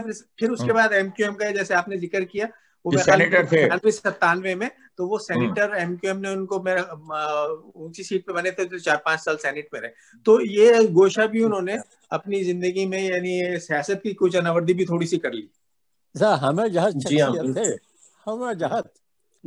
जी बिल्कुल। तो तहरीक पाकिस्तान से ही उनके अंदर जो पाकिस्तान के लिए वलवला था, वो खुद एक सियासी उमंग थी उनके अंदर पाकिस्तान को तब्दील करने की। तहरीक पाकिस्तान के और कायद-ए-आज़म के भी वो बहुत बड़े हामी थे। जी सर, तकसीम से जब हुआ था, इजाजों की जो वो थी मुलाजमत थी, बहुत बड़े आला ओहदे पे थे, वो अपना वापसी के लाज पे अपना सैफा रख के आ गए थे कि मैं जा रहा हूँ। तो बड़ी कुर्बानियां थी जी, उस मुलाजमत की वजह से ही उन्हें जो है रेलवे में एक अच्छे सीट मिली थी। उन्होंने जिक्र किया कि बहुत खैरियत के साथ वो पाकिस्तान पहुंचे थे मुलाजमत की वजह से। जी अच्छा, प्रोग्राम को आगे बढ़ाते हैं। हाँ, बाबर भाई ने माशाल्लाह से बहुत ज्यादा जो है उनके मिली नगमों के हवाले से रोशनी डाली, और बहुत बहुत मशहूर उनके मिली नगमे हैं। और उन्होंने हमेशा जो है इंसान दोस्ती का, जैसे मैंने कहा, और पाकिस्तानियत का, हिब्बुल वतनी का, इंसान का पैगाम दिया। वो कहते हैं कि उर्दू वाले हिंदी वाले दोनों हंसी उड़ाएं, एक दोहे में कहते हैं, उर्दू वाले हिंदी वाले दोनों हंसी उड़ाएं, हम दिल वाले अपनी भाषा किस किस को सिखलाएं। हम दिल वाले अपनी भाषा सिखलाएं। तो मैं दरखास्त करूंगा डॉक्टर ताहिर नकवी साहब से कि वो आली साहब के कालम और सफरनामों पर, खुसूसन जो है वो सफर शर्त पर जो है कुछ रोशनी डालें, ताकि प्रोग्राम को हम आगे बढ़ा सकें। जी बहुत शुक्रिया मतलब भाई। सेगमेंट का नाम है सफर शर्त, और मुझसे कहा गया है कि मैं आली साहब के कॉलम्स और सफरनामों पर कुछ बात करूं। बहरहाल मैं क्या और मेरी बिसात क्या, लेकिन मैं चंद बातें आपसे कहना चाहता हूं। एक तो ये कि इन्होंने, जैसा कि मुबशिर भाई ने कहा, कि 50 की दिहाई में इन्होंने कॉलम लिखना शुरू किया था, और ये वो दौर था जबकि टॉक शोज की विदत जो थी वो घर घर नहीं थी, बल्कि टीवी भी नहीं था। तो लोगों की हफ्तावार मुलाकात जो थी इनसे, वो कॉलम के जरिए होती थी। कॉलम का नाम था नक्कार खाने में, और ये कॉलम जो था ये हर हफ्ते रोजनामा जंग में छपता था। कॉलम इनका बहुत मकबूल था। मकबूलियत की वजह एक तो जो था वो ان کی زبان تھی، جو کہ بے شک دلی کی سادہ زبان تھی، لیکن جہاں ضرورت پڑتی تھی وہاں اس میں پرکاری بھی ہوتی تھی۔ دوسری بات یہ کہ علم و ادب سے متعلق کوئی بھی جو اس وقت کی خبر تھی، چونکہ اردو ترقی بورڈ سے تعلق تھا، اردو لغت بورڈ سے تعلق تھا، آج جو لغت ہم اردو کی دیکھتے ہیں اس کی تدوین میں اور اس کی ترتیب میں ان کا بہت بڑا ہاتھ ہے۔ اس سے متعلق خبریں ہوتی تھیں، شہر بھر کی جو علمی اور سیاسی ادبی سرگرمیاں ہوتی تھیں ان سے متعلق خبریں ہوتی تھیں، نئی کتابوں کی معلومات ہوتی تھیں، سفر کا احوال ہوتا تھا، اردو کالج، اردو یونیورسٹی کا جو تعمیر ہے وہ کہاں تک پہنچی، اس میں جو رکاوٹیں ہیں، اس میں جو آسانیاں ہیں، جو صاحبان تعاون کر رہے ہیں ان کا سب کا ذکر ہوتا تھا۔ تو یہ ایک کالم جو تھا یہ ایک گھر گھر لوگوں کی ملاقات کا ایک ذریعہ تھا۔ اور میرے جاننے والوں میں کالج میں کچھ دوست ایسے تھے کہ جب ان کو اردو پڑھنے میں کچھ مشکل ہوئی تو ان سے ان کے استاد نے کہا کہ میاں گھر میں اخبار آتا ہے؟ کہنے نہیں سر گھر میں نہیں آتا۔ کہنے اچھا لائبریری جا کے علی جی کا کالم پڑھا کرو، اگر 3-4 مہینے پڑھ لیا زبان رواں ہو جائے گی۔ اس کے علاوہ ایک اور بات جو تھی خاص، وہ ان کا جو حلقہ احباب تھا اس کا یہ جو ذکر کرتے تھے، اب اس میں قدرت اللہ شہاب تھے، اس میں ابن انشا تھے، اس میں جمیل نشتر صاحب تھے، اس میں ڈاکٹر گوپی چند نارنگ صاحب تھے، اس میں اشفاق احمد اور بانو قدسیہ صاحبہ تھیں۔ تو وہ جو تھا وہ خود بھی جو تھا وہ ایک اپنی جگہ ایک یعنی ایک کلیکشن تھا۔ تو اس سے جو تھا وہ لوگ جو تھے وہ گھر بیٹھے ان کو یہ ساری معلومات ملتی تھی۔ تو میں کالمز کے بارے میں صرف اتنا یہ کہوں گا کہ میری رائے میں کہ اگرچہ اس کا نام جو تھا وہ نقار خانے میں تھا، اور محاورہ تو یہ ہے کہ نقار خانے میں طوطی کی کون سنتا ہے، مگر میرے خیال سے نقار خانے میں توانا آوازوں میں سے ایک آواز ان کی بھی تھی، اور میرے خیال سے سب سے توانا آواز انہی کی تھی۔ اب ہم جو ہے تھوڑا سا ان کے کالمز کے حوالے سے بات کرتے ہیں۔ تو ان کے کالمز بھی، ان کے جو سفرنامے تھے، ان کے سفرنامہ جو ہے وہ بھی اصل میں کالمز ہی تھے، اور وہ پہلے پہل سن 63 سے لے کر سن 66 تک ہفتہ وار روزنامہ جنگ میں چھپتے رہے۔ اور جو اس کا بعد میں ان کالمز کو جمع کیا گیا، اور ان کالمز کو 1975 میں شیخ غلام علی اینڈ سنز نے جو ہے وہ دنیا میرے آگے کے نام سے جلد اول اور تماشا میرے آگے کے نام سے جلد دوم جو تھی وہ شائع کی۔ اس کا دیباچہ جو تھا وہ ابن انشا صاحب نے لکھا۔ اب یہ جو کالم تھا یہ جب چھپنا شروع ہوا تو یہ لوگوں کے لیے بالکل نئی چیز تھی کہ دیس کی اس میں سیر تھی، اور لوگوں نے کہا کہ ایسا ہوتا تھا کہ جب وہ سنڈے ایڈیشن میں وہ کالم چھپتا تھا تو لوگ وہ سنڈے ایڈیشن لے کے، چونکہ اخبار بھی ہر جگہ نہیں آتا تھا، تو لوگ کہیں بیٹھک میں بیٹھ جاتے تھے، جیسے آج ہم اردو بیٹھک میں بیٹھے ہیں، اور ایک شخص پڑھتا تھا اور وہ دیس کا جو احوال تھا وہ باقی سب لوگ حیرت سے سنتے تھے، جو کہ ان کے لیے نئی نئی دنیاؤں کی سیر کے بارے میں تھا۔ اچھا، جو شیخ نیاز احمد صاحب نے ایک بات لکھی کہ بھئی سفر جو تھا ان کا وہ باہر کا تھا، لیکن اس کے ساتھ ساتھ وہ اندر بھی دیکھتے رہے، اور پاکستان ہر جگہ ان کے ساتھ ساتھ تھا۔ پروفیسر حسن عسکری صاحب جو ہمارے بہت بڑے نقاد ہیں اردو کے، انہوں نے کہا کہ وہ ایک تتلی کی طرح تھے جو ہر پھول سے مزہ لے کر آگے چل دیتی تھی۔ اب ہوا یہ صاحب کے جیسا کہ ہر معاملے میں ہوتا ہے کہ جس ادارے میں وہ ملازم تھے، اس وقت بہرحال وہ سرکاری ملازم تھے، تو انہوں نے جو تھا وہ ادارے نے اعتراض کیا کہ جی آپ جو ہے وہ سفرنامے کی آڑ میں اسٹیبلشمنٹ پر بہت سخت چوٹیں کر دیتے ہیں، یا تو آپ اسٹائل بدل لیں یا ملازمت چھوڑ دیں۔ اچھا، وہ اسٹائل بھی نہیں بدل سکے اس وقت اور ملازمت بھی اس وقت نہیں چھوڑی، سفرنامہ بند ہو گیا۔ بہرحال میں یہ کہوں گا کہ اس وقت کی اسٹیبلشمنٹ پھر بھی جو تھی وہ بہت رعایت کرتی تھی۔ آج کل آپ ایک چوٹ کریں تو آپ خود شمالی علاقہ جات کی سیر کو چلے جاتے ہیں۔ بالکل۔ اچھا، جو دیباچہ علی ابن انشا نے لکھا، انہوں نے کہا کہ جی وہ اس کا دیباچے کا عنوان انہوں نے دیا علی میرے آگے، اور وہ عنوان اس لیے دیا کیونکہ علی صاحب ان سے پہلے جو تھا وہ دنیا کے سفر پہ نکلے تھے۔ یہ اور بات ہے کہ ابن انشا کا جو مجموعہ تھا وہ غالباً پہلے چھپ گیا تھا، لیکن انہوں نے جو تھا وہ علی میرے آگے کے نام سے دیباچہ لکھا۔ اس کا فلیپ جو تھا وہ قدرت اللہ شہاب صاحب نے لکھا، اور وہ اس میں جو ہے ابن انشا نے کچھ پرانے، جب دیباچے میں ابن انشا نے پرانے سفر ناموں کا کچھ ذکر کیا۔ ان کا جو پہلا جو سفر تھا وہ 1960 میں تھا، اور وہ تہران کا سفر تھا، اور انہوں نے خود لکھا ہے کہ یہ میرا پہلا بیرونی سفر تھا، اور تہران میں ان کا صرف 24 گھنٹے کا ساتھ تھا، 24 گھنٹے کا ٹرانزٹ اسٹے تھا۔ اب جو لوگ سن رہے ہیں ان کو میں یہ بتا دوں کہ یہ 60 کی دہائی کا سفر ہے، اور اس وقت کا سفر آج کے سفر کے مقابلے میں بہت مختلف تھا، اس لیے کہ پاسپورٹ ہر شخص کو نہیں ملتا تھا، پاسپورٹ لینے کے لیے بھی آپ کو جو ہے کچھ شرائط پورا کرنا پڑتی تھی۔ اس کے علاوہ زر مبادلہ حاصل کرنا جو تھا وہ بھی ایک بڑا مسئلہ تھا، کیونکہ آپ کو فارن ایکسچینج باہر لے جانے کی اجازت نہیں تھی، کریڈٹ کارڈ اور ڈیبٹ کارڈ اس وقت تھے نہیں. تو یہ ایک مرحلہ تھا. بہرحال انہوں نے جو تہران کا سفر نامہ لکھا تو اس میں انہوں نے جو ہر سفر کرنے والے کا جو پہلا خوف ہوتا ہے، جہاں سے انہوں نے شروع کیا اس میں انہوں نے موت کا خوف.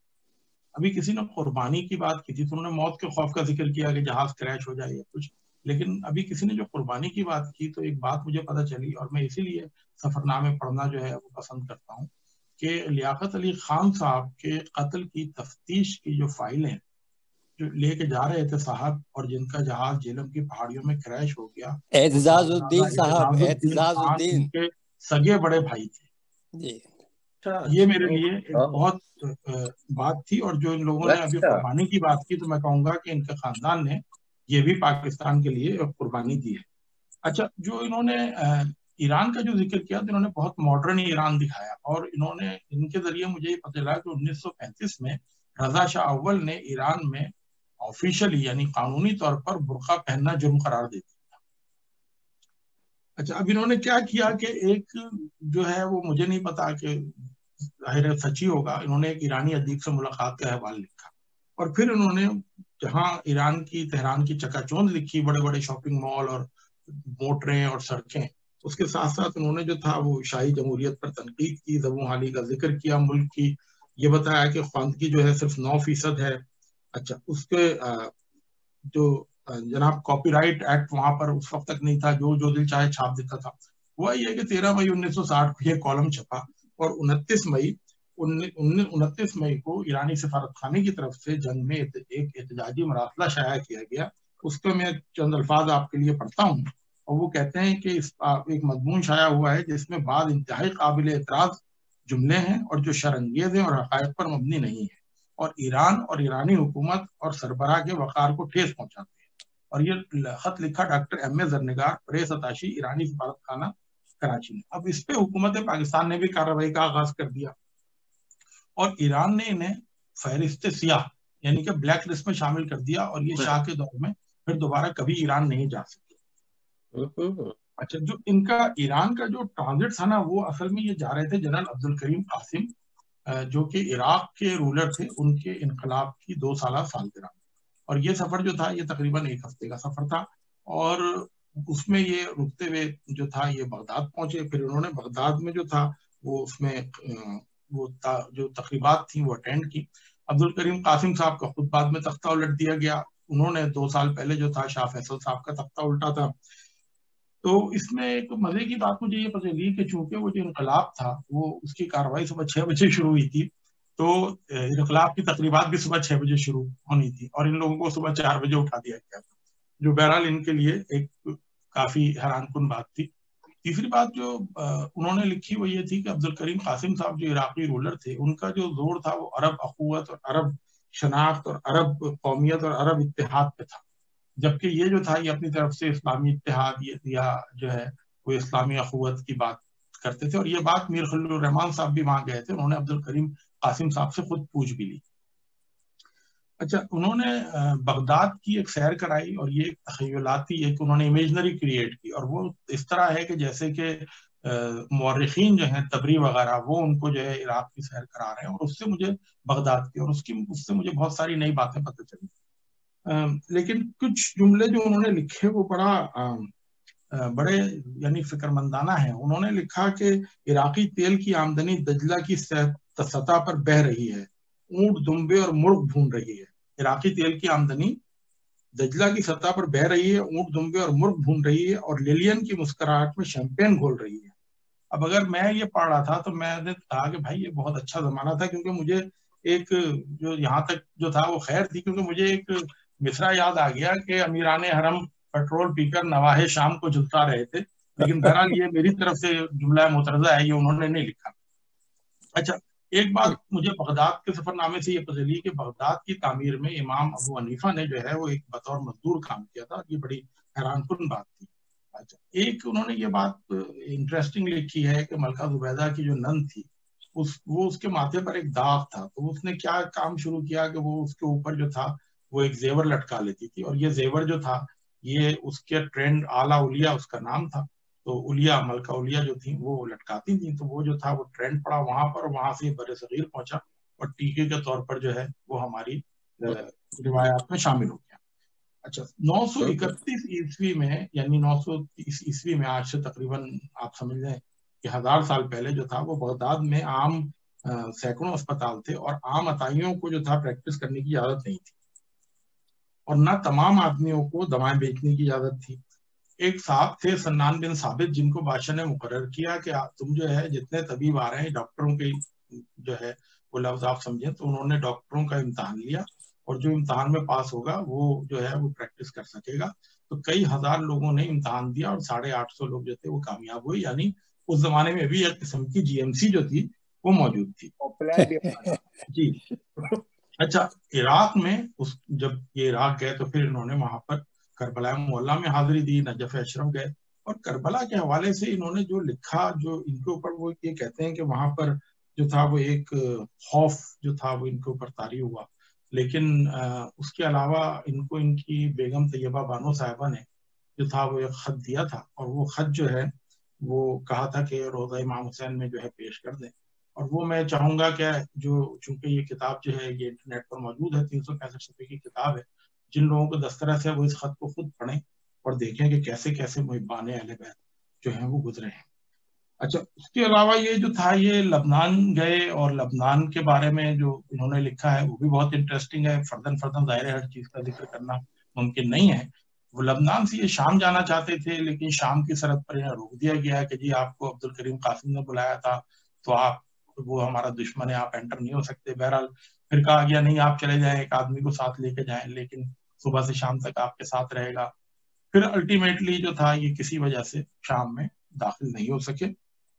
اچھا، اس وقت کی جو ہوائی کمپنیوں وغیرہ کا ذکر کرتے ہیں وہ کمپنیاں اب ختم ہو گئی، جو اس وقت کے ہوائی سفر کے طور طریقے تھے وہ بھی اب نہیں رہے۔ لیکن انٹرسٹنگ بات یہ ہے کہ یہ جو تھے یہ لبنان سے قسطنطنیہ جانا چاہتے تھے، لیکن جہاز جو تھا وہ نہیں آیا، اور یہ پتہ نہیں تھا کہ جہاز کتنے دن بعد آئے گا، تو انہیں کہا گیا کہ جی ایک جہاز جو ہے وہ مصر جا رہا ہے، آپ مصر چلے جائیں۔ تو انہوں نے جو تھا مصر سے وہ ٹکٹ چینج کر لیا اور یہ قاہرہ چلے گئے، اور بعد میں قاہرہ سے اور مصر کے دوسرے اسکندریہ اور ابو الہول وغیرہ انہوں نے سفر اس کا لکھا، اور وہاں سے یہ جو تھا یہ پہنچے واپس کراچی۔ اس کے بعد اسی سال جو تھا یہ دلی گئے۔ میں فردن سارے علاقوں کا ذکر نہیں کروں گا، لیکن دلی کا ذکر میں خاص طور پہ کرنا چاہتا ہوں، کیونکہ دلی میں ان کا جو قیام تھا وہ ایک رات کا قیام تھا، اور صبح انہیں جانا تھا ماسکو، تو دلی میں بھی ان کا ٹرانزٹ تھا۔ لیکن ان کی کیفیت آپ دیکھیں کہ یہ 1947 میں جب دلی سے نکلے تھے تو یہ غالباً 21 سال، اور اس کے بعد 13 سال کے بعد یہ دلی پہنچے ہیں، اور ان کے جو تاثرات ہیں وہ بالکل الگ ہیں، جبکہ اسی دلی میں یہ پڑھ چکے ہیں، اینگلو عربک کالج تھا۔ اب یہ لکھتے ہیں کہ دلی کی فضاؤں میں عشق اور خوف رچا ہے، میں دلی کے ہوائی اڈے پر اس طرح اترا جیسے ایک بچہ ہمک کر ماں کی طرف بڑھتا ہے، مگر فوراً ہی یوں ڈر گیا جیسے اسے ماں کے بجائے کہیں ڈائن کا چہرہ نظر آئے۔ اس کے بعد اس کو جو ہے اس کی وجہ بتاتے ہیں، کہتے ہیں آج دلی کی راجدھانی پاکستان دشمنی کا سب سے بڑا مرکز بنی ہوئی ہے، میرے گھر میں شرنارتھری بیٹھے ہیں، میری ننیال اور ددیال گزر چکی ہے۔ اچھا، میں کسی لاش کے سہارے کھڑے ہونا کوئی خوشگوار بات نہیں۔ میں یہ بات ایک آپ کو بتاؤں کہ جب ان کے والد زندہ تھے تو یہ خاص ان کا جو گھر تھا وہ گلی قاسم جان میں تھا، جہاں غالب کا گھر تھا، اور جب ان کے والد کا انتقال ہو گیا تو یہ وہاں سے منتقل ہو گئے اپنے ننیال، جو کہ کوچہ چیلا میں تھی، اور کوچہ چیلا جو تھا وہ گلی تھی جس میں کہ مومن خان مومن رہ چکے، تو صرف نسب کے حوالے سے نہیں، پڑوس کے حوالے سے بھی جو ہے یہ غالب اور مومن وغیرہ سے ان کا تعلق تھا۔ ایک بات بڑی انٹرسٹنگ مجھے ملی، ان کی بارے میں ایک بہت اچھی ڈاکومنٹری ان کی فیملی نے بنائی ہے جس کا نام ہے خواب کا سفر، اور وہ دیکھنے سے تعلق رکھتی ہے، بہت اچھی ہے، اس میں بہت معلومات ہے۔ اس میں یہ کہا گیا ہے کہ ان کا جو تخلص ہے عالی وہ انہوں نے اپنے دادا علاؤالدین خان علائی سے جو ہے وہ متاثر ہو کر رکھا، لیکن انہوں نے خود دہلی کے سفر نامے میں یہ لکھا کہ یہاں میرے دادا علاؤالدین خان علائی یہاں دفن ہے، اور میرے چچا ضمیر الدین خان عالی بھی جن کا تخلص میں نے اڑا لیا ہے۔ اب یہ الفاظ وہ اپنے لیے استعمال کر سکتے ہیں، ہم یہ کہیں گے کہ انہوں نے اپنے خاندانی تخلص کو جو تھا وہ جاری رکھا۔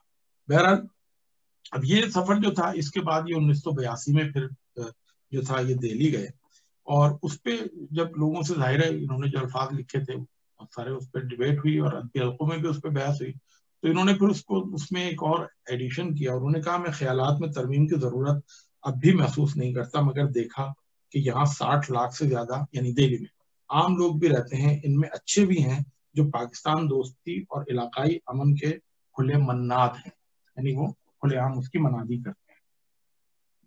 اچھا، جب یہ 1982 میں گئے تو جو محبتانہ یعنی جو ان کے اعزاز میں استقبالیے دیے گئے، اس میں ان کے لیے فرزند دہلی کا لقب استعمال کیا گیا۔ تو انہوں نے جو اپنی تقریر کی اس میں انہوں نے کہا کہ جی میں آپ کا بہت شکریہ ادا کرتا ہوں، لیکن میں اس لقب کو قبول نہیں کرتا۔ اس کی انہوں نے کافی تفصیل بیان کی ہے سفر نامے میں، جو کہ میں جو ہے طوالت کے لحاظ سے نہیں پڑھتا، لیکن انہوں نے یہ لکھا کہ مختصراً دلی یقیناً میرا ماضی تھا، مگر میرا حال اور مستقبل پاکستان ہے، میں فرزند دہلی نہیں تخلیق پاکستان۔ اچھا، تو یہ جو تھے یہ پھر دہلی سے ماسکو گئے۔ ماسکو میں جو تھا اصل میں لیو ٹالسٹائی کی جو تھا انتقال کو 50 سال ہو گئے تھے، اس کی 50 سالہ تقریبات منائی جا رہی تھیں، تو وہاں ادیبوں کو دعوت دی گئی تھی وہاں کی کمیونسٹ پارٹی کی طرف سے، اور یہ واحد ادیب تھے، جتنے بھی ادیب وہاں پہنچے تھے جو کہ نان کمیونسٹ۔ لیکن بہرحال وہاں اس زمانے میں جب یہ گئے تو بہت شدید سردی تھی، ان کا مترجم جو تھا بہت اچھی اردو بولتا تھا۔ اس کے بعد انہوں نے جو تھا وہ ایک تقریب میں شرکت کی جس میں کہ جناب جو ہے وہ خروشیف اور کوسیجن بھی وہاں پر موجود تھے اس تقریب میں۔ اس کے علاوہ وہاں پر ان کی ناظم حکمت صاحب جو مشہور ادیب ترکی کے تھے اور بعد میں انہوں نے سیاسی پناہ لے لی تھی، ان سے ملاقات ہوئی۔ ان کے لیے بہت حیران کن بات تھی، جو رائٹرز گلڈ کے حوالے سے جو لوگ بات کر رہے تھے، تو علی صاحب کے لیے بڑی حیران کن بات تھی کہ وہاں ماسکو میں انہیں پتہ چلا کہ روس میں 4000 کے قریب رجسٹرڈ ادیب ہیں، اور یہ وہ ادیب ہیں جو کل وقتی ادیب ہیں، یعنی ان کو اپنے آمدنی کے لیے اور کچھ کرنے کی ضرورت نہیں ہے، ان کا کل وقتی جو ذریعہ آمدنی ہے وہ اتنا ہے ادب سے کہ ان کا گزارا ہوتا ہے، اور یہ ایک پاکستانی ادیب کے لیے جو تھا کافی حیران کن بات تھی۔ دوسری بات جو ان کے لیے بڑی حیران کن تھی وہ یہ تھی کہ رشیا میں کاپی رائٹ ایکٹ جو تھا وہ 1919 میں انہوں نے جو پہلے چند کام کیے وہ ان میں سے کاپی رائٹ ایکٹ کا نفاذ تھا۔ پھر اشتراکی نظام معیشت جو تھا اس پر انہوں نے کافی ڈسکشن کی ہے، اور اس کے کافی اسپیکٹ انہوں نے کافی پہلو انہوں نے دکھائے ہیں، خود بھی ظاہر معیشت دان تھے، بعد میں بینکنگ میں بھی گئے۔ سوانح عمری کے حوالے سے میں ایک بات اور ایڈ کروں گا کہ انہوں نے غالباً 1974 میں LLB کا بھی امتحان پاس کیا، تو پاکستان سول سروسز، LLB اور پھر بینکنگ کی طرف وہ گئے۔ اچھا، ایک دو باتیں میں اور کروں گا۔ پیرس اور انگلستان کا جو ان کا سفر نامہ تھا اس میں یہ آگے ریزائن کر کے سول سروسز سے یونیسکو کی طرف سے پیرس میں کچھ دن رہے، اور پھر لندن میں ان کی جو تھا وہ آفیشیل پوسٹنگ تھی غالباً 3 مہینے یا 6 مہینے۔ لیکن پیرس کا جو سفر نامہ ہے اس میں تو انہوں نے جو مشہور جگہ ان کا ذکر کیا، اور پھر پیرس کے نائٹ کلبز کا ایسا ذکر کیا کہ غالباً میرے خیال سے میں نے کسی اور قلم سے اس قسم کا جو ہے وہ نہیں پڑھا۔ بہت ہی ایکسپریسو اور بہت ہی اچھا انہوں نے جو ہے وہ نائٹ کلبز کا ذکر کیا ہے۔ اس کے علاوہ لندن میں جو ان کا قیام تھا وہ چونکہ یونیسکو کی طرف سے تھا، سردی بہت تھی، پھر ان کے لیے یہاں پر اس زمانے میں پاؤنڈ، شلنگ، گنیز اور پینس سب ساتھ ساتھ یوز ہوتے تھے، اور کوارٹر پینی اور وہ جو تھا ان کے لیے بہت کنفیوزنگ تھا۔ تو بہرحال انہیں ایک شدید دھچکا لگا، جو انہوں نے ابن عیشا کے نام اپنے خط میں بھی لکھا ہے۔ ایک ہی تاریخ میں 2 خط لکھے ہیں، خط ماں کے نام لکھا ہے کہ میں بہت آرام سے ہوں، مجھے یہاں کوئی تکلیف نہیں ہے، اور میں جو ہے مزے کر رہا ہوں، میں نے بہت بڑا فلیٹ لیا ہے۔ اور دوسرا اسی تاریخ میں ابن عیشا کو لکھا جس میں جو ہے انہوں نے اپنی اصل حالت بیان کی کہ میرے کمرے میں جب میں سکہ ڈالتا ہوں تو جو ہے وہ ہیٹنگ چلتی ہے ورنہ نہیں چلتی، اور ایک کمرے کا میرا مکان، ایک کمرے کا جو ہے وہ میرا یعنی ایک بیڈ کا میرا کمرہ ہے۔ تو بہرحال اچھا، ایک دن ان کو یہ جو تھے جا رہے تھے تو انہوں نے لکھا، ایک ان کے لیے بڑی حیران کن بات تھی کہ ٹیوب کا جو سفر تھا، جب یہ پہلے ماسکو گئے تھے تو ماسکو کا ٹیوب وغیرہ جو ہے وہ بھی عالیشان ان کو لگی، اور پھر لندن کی ٹیوب جب انہوں نے دیکھی تو انہیں بڑی حیرت ہوئی کہ یہاں پر بہت سارے عام آدمی جو ہے وہ ٹیوب میں سفر کرتے ہیں۔ اب ایک دن یہ سفر کر رہے تھے تو انہوں نے جب دیکھا تو ایک صاحب کھڑے ہوئے تھے، جب انہوں نے ان صاحب کی طرف غور سے دیکھا تو وہ اسکندر مرزا سابق صدر پاکستان تھے، اور ان کو وہ وقت یاد آیا کہ جب 2 یا 3 سال پہلے وہ بیچ لگژری ہوٹل میں بطور صدر پاکستان آئے تھے، اور انہوں نے ان کے لیے استقبالیہ پڑھا تھا، تو उस वक्त इनका क्या जाहो जलाल और प्रोटोकॉल था, और ये लंदन की जो था वो ट्यूब में एक आम आदमी की तरह खड़े थे, बैठने की भी उनके पास जगह नहीं थी। तो उन्होंने जो था वो सिकंदर मिर्जा को सीट ऑफर की। पहले तो उन्होंने मना किया, लेकिन फिर वो बैठ गए और इनसे पूछा कि क्या आप मुझे जानते हैं? तो इन्होंने कहा कि इससे पहले कि मैं जो था कोई जवाब देता, मैं जो था वो गाड़ी के दरवाजे खुल गए और मैं जो था नीचे उतर गया। उसके अलावा ये ब्राइटन गए, उसके ब्राइटन के उन्होंने काफी तफसीलात लिखी हैं। और एक इंटरेस्टिंग दिलचस्प बात यह है कि ब्राइटन में जो है वो इन्होंने कहीं जो है वहां पर विंस्टन चर्चिल को देखा, जो गालिबन वहां पर घूमने आए हुए थे, क्या था। तो ये जनाब जो था उनके सफर दुनिया मेरे आगे का थोड़ा सा अहवाल था। इसका जो एक बात जो मैं कहना भूल गया, वो बड़ी खूबसूरत बात है कि इन्होंने इसका जो इंतसाब किया था वो अपनी घरवाली तैयबा बानो के नाम, और उस पर उन्होंने एक शेर लिखा था कि अली तेरा भेद है क्या, अली तेरा भेद है क्या, हर दोहे पर बल खाए, मैं जानूं तेरे पापी मन को घर वाली याद आए। तो अब जो तमाशा मेरे आगे जो है वो जर्मनी, इटली, हॉलैंड, स्विट्जरलैंड और अमेरिका का सफर है। उसमें मैं बहरहाल आपको बहुत ज्यादा तफसीलात नहीं बताऊंगा, क्योंकि ये दोनों किताबें जो है ये नेट पे फ्री मौजूद हैं, जो लोग पढ़ना चाहते हैं वो पढ़ लें। लेकिन उन्होंने कहीं लिखा कि अमेरिका में इनकी कैनेडी से भी मुलाकात हुई और इनकी हेनरी किसिंजर से भी मुलाकात, और इन्होंने अपने कॉलम्स में या कहीं और जिक्र किया कि बाद में ये कई दफा, 2 दफा मॉस्को और गए और कई दफा यूरोप और गए। तो ये जो सफरनामे हैं ये 60 के हैं, और उस 60 के बाद 70 तक जो है ये फिर कई दफा हो गए। अच्छा, जो तमाशा मेरे आगे जो है वो भी 1975 में छपी, उनके भी नाशिर वही थे, गुलाम अली एंड सन्स। तो उसका भी जो इंतसाब है वो उन्होंने अपनी बीवी के नाम किया, लेकिन इस दफा शेर नहीं लिखा। और जो लफ्ज लिखे वो लाइनें, 2 लाइनें मैं पढ़ूंगा, बहुत ही खूबसूरत लाइनें हैं।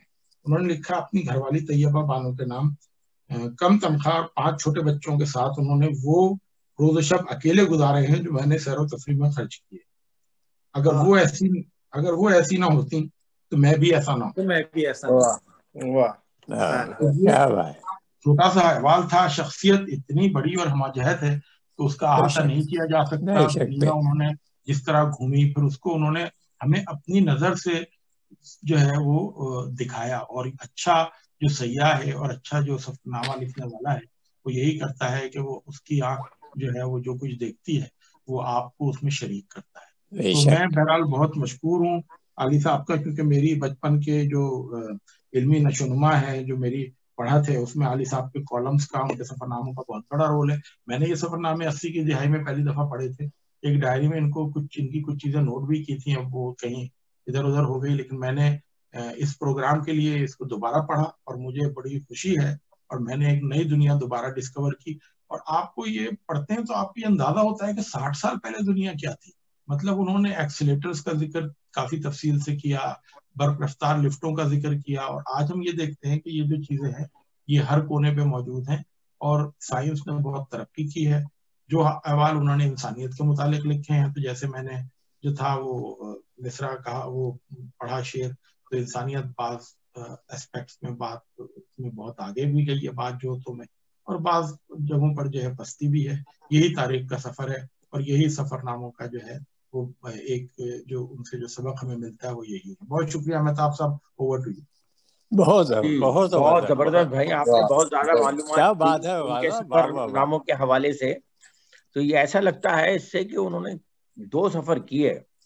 एक तो उन्होंने जिस्मानी सफर किया जिसमें वो हर जगह वो गए, और उसके बाद उन्होंने एक फिक्री सफर किया जब उन्होंने इन तमाम तर तफसीलात को कलमबंद किया, सुपुर्द कलम किया कि भाई किस तरह, और फिर उसको बाद में उसी जज्बे के साथ तहरीर में ढालना, ये भी एक बहुत बड़ा कमाल है।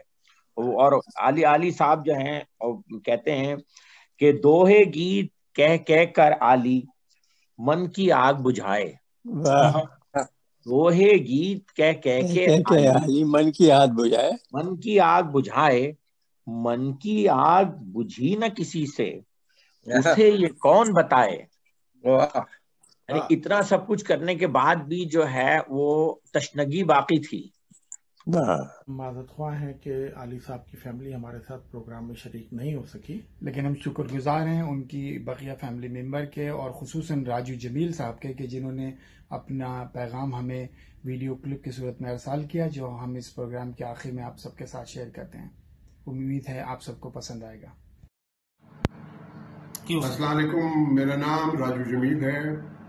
میں بہت مشکور ہوں طاہر صاحب کا اور آپ کے فیس بک گروپ کا کہ جنہوں نے فون کیا لندن سے اور ہم سے کہا کہ آج ہمارے والد جمیل الدین علی کی سالگرہ ہے، 97th برتھ ڈے، تو اس پہ وہ کچھ چاہ رہے تھے کہ کچھ ہماری والدہ کے بارے میں ہم بات کریں، ان کی رفاقت 70 سال کی ہمارے والد کے ساتھ جو ہے اس کے بارے میں کچھ بات کریں، اور کچھ جمیل الدین علی صاحب کے بارے میں کچھ بات کریں۔ میں نے اپنے بھائی سے کہا کہ تم بات کرو، تو وہ آج ذرا سا مصروف تھا، اس کے کام جو چلتے ہیں اسلام آباد میں ہے وہ۔ میں نے بہنوں سے کہا، وہ بھی کچھ مصروف تھی، انہوں نے سب نے مجھے نامنیٹ کیا کہ نہیں تم بات کرو۔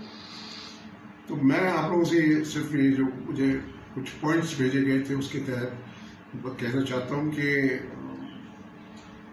جمیل الدین علی ایک بڑی ہمگیر شخصیت تھے۔ آپ سے کیا پردہ، مطلب آپ سے کیا بتاؤں آپ کو، آپ اس سے خیر والد میرے ہیں، مگر ان کے انتقال کے بعد تو مجھے ایسا پتہ چلا کہ میں تو ان کو جانتا ہی نہیں تھا جتنے لوگ ان کے چاہنے والے ان کو جانتے تھے۔ انہوں نے بہت خدمت کی، اردو ادب کی، اردو کی بہت خدمت کی، پاکستان کی بہت خدمت کی، قومی نغمے لافانی انہوں نے، جی میں پاکستان اے وطن کے سجیلے جوانوں میرے نغمے تمہارے لیے ہیں، پاکستان افواج سے وہ دل تو محبت کرتے تھے۔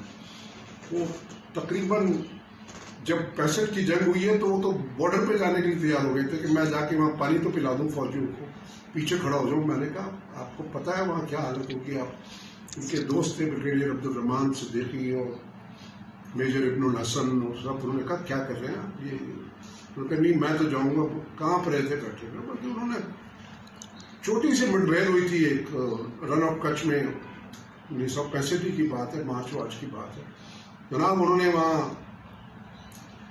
وہ سنتے ہی کانپ رہے تھے گھر پہ، اور بالکل کہہ رہے تھے میرے جوان تپتی پتھروں پہ بیٹھے ہیں اور کس طرح وہ کام کر رہے ہیں، اور یہ وہ، اور رات کو اپنا کمرہ بند کر کے بیٹھ گئے۔ تو میں بڑا پریشان، ہم نے کھٹکھٹا رہے ہیں، کھول نہیں رہے۔ امی نے کہا ٹھہر جاؤ تم کچھ لکھ رہے ہیں۔ صبح اٹھ کے جناب وطن کے سجیلے جوانوں میرے نغمے تمہارے لیے، کسی نے ان سے کہا تھا، شاید EMI والوں نے یا کسی نے کہا تھا کچھ ہمیں آپ 3-4 لکھ دیں، اور لاہور میں بھی کہا تھا کسی سے کہ آپ لکھ دیں۔ انہوں نے لکھ دیا یہ، اور پھر بھیجا وہاں EMI والوں کو کہ خود نہیں جا پائے لاہور، مگر نورجہاں سے ضرور ملے تھے وہ فلیٹیز میں، اور انہوں نے کہا تھا میڈم، بلکہ قتیل شفائی سے انہوں نے ریکویسٹ کی تھی، کیونکہ قتیل شفائی تھا ایک لافانی شخصیت فلموں کے نغمے لکھنے میں، اور ان کے بہت قریبی دوستوں میں سے، اور کئی مشاعرے انہوں نے ساتھ اٹینڈ کیے۔ ان کی فلمی زندگی کو میں بھی ان کو بہت قریب سے جانتا تھا، قتیل انکل کو، بلکہ ان کی بیٹیاں، جب ان کی بیٹی بیاہ کر گئی ہے گلاسگو تو ہمارے گھر رہ کے گئی ہے، میں ہی چھوڑنے گیا تھا ایئرپورٹ، میرے والد کا حکم تھا۔ اور انہوں نے جو وہ میڈم سے ریکویسٹ کی کہ میڈم آپ ماشاء اللہ مشہور ہیں، اور کبھی ہمارا بھی کچھ، نہیں آپ، میں تو آپ کو بہت پسند کرتی ہوں، آپ ضرور۔ فلیٹیز کی بات ہے یہ، 65 کے شروع کی بات ہے، آئی تھنک جنوری کی بات ہے اور سم تھنگ۔ میرے والد گئے ہوئے تھے تو پاکستان رائٹرز گلڈ کی کوئی میٹنگ تھی یا کوئی تھا ایسا، ذیلی میٹنگیں بہت ہوتی، تو میڈم نے کہا نہیں میں گاؤں گی، انہوں نے گایا، شہریار صاحب نے اس کی میوزک ترتیب کی، لکھ کے بھیجا بیان میں۔ میرے والد کی رائٹنگ اردو بڑی مشکل سے لوگ پڑھ پاتے تھے، امجد اسلام امجد صاحب بھی جانتے ہیں، افتخار عارف صاحب بھی جانتے ہیں، سب جانتے ہیں، پاکستان ٹیلی ویژن کے تو سب لوگ جانتے ہیں، کیونکہ بلکہ جنگ اخبار والوں سے آپ رابطہ کریں گے تو وہ بتائیں گے آپ کو کہ میرے والد جب مضمون لکھا کرتے تھے تو خاص طور پہ گاڑی لے کے میں جایا کرتا تھا مضمون دینے کے لیے، اس زمانے میں فیکس نہیں تھا، اور وہاں پہلے کتابت ہوتی تھی اس کی، اور کاتب جو تھا پڑھتا تھا، وہ لکھتا تھا، اور لکھ کے پھر واپس آتا تھا۔ میرے والد اس کی غلطیاں ٹھیک کرتے تھے کیونکہ اتنی مشکل ہینڈ رائٹنگ تھی۔ تو ایک دفعہ شکیل الرحمان، بھائی خلیل الرحمان نے کہا تھا میاں ذرا بھائی تھوڑی سی خطاطی اپنی لکھائی تو ٹھیک کرو. میں کہا بھائی ہم جیسا لکھتے ہیں ہم تو ویسے لکھتے ہیں. تو یہ ابن عائشہ نے بھی ان کا بہت ان کی آپس میں چلتی تھی بہت دخل المعقولات میں، اور میرے والد کے آرٹیکل پہ سنڈے کو انہوں کی فون پہ 1 گھنٹے بحث ہوتی تھی. یہ سارے واقعات ایسے ہیں. ہماری ایکچولی میرے والد جمیل الدین علی کے پیچھے اللہ کے بعد 2 شخصیات نے بہت کلیدی کردار ادا کیا ہے. ایک ان کی والدہ لیڈی جمیلہ بیگم آف لوہارو، نواب صاحب لوہارو کی بیگم، ہمارے دادا نواب سر میر الدین احمد خان آف لوہارو اسٹیٹ راجستھان، اور ان کی بیگم سب سے چھوٹی بیگم ان کی ہماری دادی لیڈی جمیلہ، اور میری والدہ طیبہ بانو. 2 ان خاتون کے بڑے کلیدی کردار ہیں. والدہ کی دعائیں، اور جس طرح جمیل الدین علی والدہ کے بات پہ سر جھکا کے کھڑے ہو جاتے تھے، یہاں تک کہ ان کی ایج وہ آ گئی تھی کہ جیسے کہ تھوڑا سا ڈیمینشیا ہو جاتا ہے آدمی کو اور کچھ ادھر ادھر کی باتیں کرنے لگتا ہے. میرے والد سر جھکا کے سنا کرتے تھے کہ جیسے حکم آ رہا ہے. یہ ہم نے اپنے والد سے سیکھا، یہ ہم نے والد کو دیکھا، دنیا نے دیکھا. میری والدہ نے اکیلے اپنے بچوں کا، ہمارے والد کو پتہ ہی نہیں تھا کہ آج سالگرہ ہے راجو کی، یا بڑی بہن حمیرہ کی، یا چھوٹے بھائی نصیر کی، یا چھوٹی بہن ربیہ کی، یا چھوٹے بھائی مراد کی جو آرکیٹیکٹ ہے اسلام آباد میں ماشاء اللہ. باقی سب ہم کراچی میں رہتے ہیں. تو ان کو پتہ ہی نہیں ہوتا تھا کہ آج سالگرہ ہے. میں اپنا کیک لے کے روتا ہوا بیٹھا ہوتا تھا کہ کہاں ہے بھیا آپ، تو کدھر ہے، کہاں ہے. سو جاتے تھے روتے ہوئے کہ بھائی ابا نہیں تھے. صبح آئے یار راجو سوری یار، دیکھو یار میں کچھ ایسا کام کر رہا ہوں کہ آگے جب تم بڑے ہوگے اور اللہ تمہیں زندگی دے اور تم سب کو تم دیکھو گے کہ میں کچھ ایسے کام کر رہا ہوں کہ کوشش کر رہا ہوں کہ وہ کام آگے ذرا بڑھے. پھر مجھے جب اندازہ ہوا، جب میں صدر کیوں نہیں کیا، کیا وجہ سے، تو مسکرائے کہنے لگے دیکھو انسان کبھی مکمل نہیں ہوتا، بیچ میں چلا جاتا ہے. کیونکہ آخری سانس تک انسان کے پاس ہر چیز ہوتی ہے کہ کچھ نہ کچھ کریٹ کرے. ہو چاہے کتنا ہی بزرگ ہو، کتنا ہی عمر میں ہو، اس کو اللہ تعالیٰ نے صلاحیت دی ہوئی ہوتی ہے کہ کچھ ایسا کام کر جائے. چاہے وہ 100 سال کا ہو، چاہے وہ 90 سال کا ہو، چاہے 95 ایئرس کا ہو. میرے والد نے 90 سال کی عمر پائی، اور صرف 1 سال پہلے وہ غیر فعال ہوئے تھے. تو میں نے انجمن ترقی اردو کی طرف توجہ دی، کیونکہ میں نے 10 سال کی عمر سے انجمن ترقی اردو کو بنتے دیکھا، ادارہ مصنفین پاکستان کو بنتے دیکھا ہے. پاکستان رائٹرز کی پتہ نہیں کہیں کھو گیا ہے، مگر زندہ ہے، سسک رہا ہے. حکومت سے کہہ کے کہ میں تھک گیا ہوں، روتا ہوں، ہاتھ جوڑتا ہوں، خدا کے لیے ادارہ مصنفین پاکستان کو جگا دیجئے، اٹھا دیجئے. وہ ایک ایسا ادارہ ہے کہ جو آپ کے ملک میں اس وقت شدید جس چیز کی ضرورت ہے وہ ہے نیشنل انٹیگریشن. سارے صوبوں کے درمیان قربت، ایک لکڑی جیسے ہوتی ہے 5-6، ان کو توڑنا بہت مشکل ہوتا ہے. اگر آپ بڑے ایک بانس لے کے کھڑے ہو جائیں اور ایک بانس کو لے کے آپ یوں کر کے ٹانگ پہ مار کے توڑ سکتے ہیں، وہ اگر آپ کو کر دیں گے تو ادارہ مصنفین پاکستان جب ایک ساتھ ہو جائے گا، سارے صوبے مل جائیں گے، سب ادیب آ کے، جیسے کہ 1959 میں میرے والد نے ادارہ مصنفین پاکستان کی جب باغ ڈور ڈالی، سب اس کو بنایا قدرت اللہ شاہ صاحب کے ساتھ مل کے، ابن عائشہ کے ساتھ مل کے، شوکت صدیقی صاحب کے ساتھ مل کے، میجر ابن الحسن صاحب کے ساتھ مل کے، سید وقار عظیم صاحب کے ساتھ مل کے، کتنے بڑے بڑے نام، قرۃ العین حیدر. میں آپ کو ایک تصویر ان کو بھیج رہا ہوں، یہ بیچ میں اگر میرے اس انٹرویو کے لگا دیں وہ تصویر، یونیک تصویر ہے، کسی کے پاس نہیں ہے، میرے پاس موجود ہے. پاکستان مغربی اور مشرقی پاکستان کے 212 ادیبوں کو انہوں نے ایک پلیٹ فارم پہ لا کے کھڑا کیا، اور آخری دن 3 دن کا کنونشن 31 جنوری 1959 کو ختم ہوا تھا، اور کئی کمیٹیاں بن گئی تھی. بنگال سے کبھی جسیم الدین، مسز حسین، عبداللہ ظہیر الدین لال میاں، اور پشاور سے پریشان خٹک اور احسان دانش کوئٹہ سے، کیا اور بھی بہت سے بڑے بڑے نام ہیں. لاہور سے احمد ندیم قاسمی، حاجرہ مسعود، خدیجہ مستور، کس کس کے نام لو، ان کے گودوں میں پلا ہوں میں، ان کی گودوں میں پل بڑھ کے جوان ہوا ہوں میں. 10 سال کا تھا 59 میں، میرے سامنے بنا ہے پاکستان رائٹرز گلڈ، ادارہ مصنفین پاکستان جس کو آپ کہہ لیں، اگر سلیس اردو میں آپ چاہتے ہیں، جو لوگ اکثر میرے فیس بک پہ کہتے ہیں میاں آپ اردو میں لکھیں، جی اردو میں، جو لوگ انگریزی نہیں سمجھتے اردو، وہ قاصر رہ جاتے ہیں سمجھنے سے کہ میں کیا تاریخ کے اوراق بتا رہا ہوں، اس لیے مجبوراً انگریزی میں لکھنا پڑتا ہے۔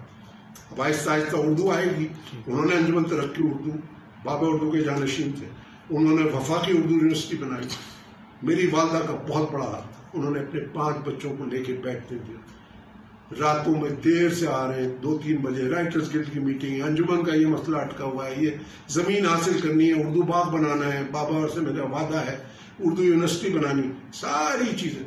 کتنی جمیل الدین علی کی آج اگر وہ حیات ہوتے تو ان کی 97 برتھ ڈے ہوتی ہے۔ اللہ تعالیٰ عمریں دیتا ہے اللہ تعالیٰ، مگر جو اللہ تعالیٰ وہ اللہ کے آگے تو وہ تو آخر ہے، مطلب وہ تو بس یہی ہے کہ ہم دعا کر سکتے ہیں کہ اللہ تعالیٰ ان کو غریق رحمت کرے، اور وہ جو کام کر گئے ہیں اور وہ جو ادارے بنا گئے ہیں، وہ جس حالت میں اس وقت ہیں، تکلیف ہوتی سنبھالنے میں۔ وہ آپ کو ایک ایسی چیز مل گئی ہے، اردو یونیورسٹی، آپ کی قومی زبان، اردو یونیورسٹی بنا گئے، واحد پہلے اردو یونیورسٹی، 3 کیمپس ہیں، وہاں بھی کچھ مسئلے مسائل چل رہے ہیں، پتہ نہیں، میں تو دخل نہیں دیتا، میں تو انجمن ترقی اردو کا آخری منتخب صدر ہوں، میں اس کے بعد الیکشن نہیں ہوئے، بس کچھ جو بھی ہوا وہ اعلیٰ حکام دیکھیں گے، حکام بالا دیکھیں گے، لیکن جمیل الدین علی کی بڑی فتوحات ہیں، ان کی بیگم، اب وہ جاتے تھے جیسے دوروں پہ، پوری دنیا گئے ہیں، اور ان کا دنیا جانے کی وجہ سے ہی، پوری دنیا دیکھنے کی وجہ سے ہی ان کے بہت قریبی دوست اور ساتھی میر خلیل الرحمان نے ان کو پرسو کیا کہ میاں تم آئے ہو اتنی جگہ ہو کے ذرا لکھ ڈالو اس کے بارے میں۔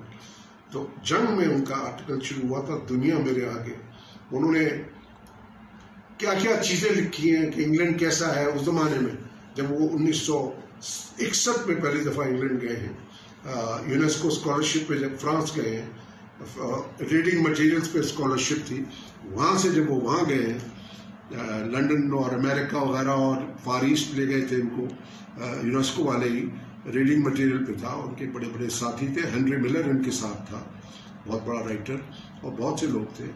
تو اور پھر ہارورڈ یونیورسٹی گئے، ہارورڈ یونیورسٹی میں نامنیٹ ہوئے پاکستان کی طرف سے، کوئی 2 ماہ کا 2.5 ماہ کا کورس تھا، وہ سمر اسکول تھا، اور وہاں ان کے ہیڈ تھے، اس وقت تو ان کا نام کچھ صحیح نام سے نہیں لیا جاتا، ہینری کیسنجر، وہ ڈین تھے ہارورڈ یونیورسٹی کے، اور ان کے ساتھ تھے لیو ٹنڈرمان جو بنے تھے وزیر اعظم بیلجیم کے، اور ساہے صاحب جو اسٹیٹسمین آف انڈیا کے ایڈیٹر تھے، اور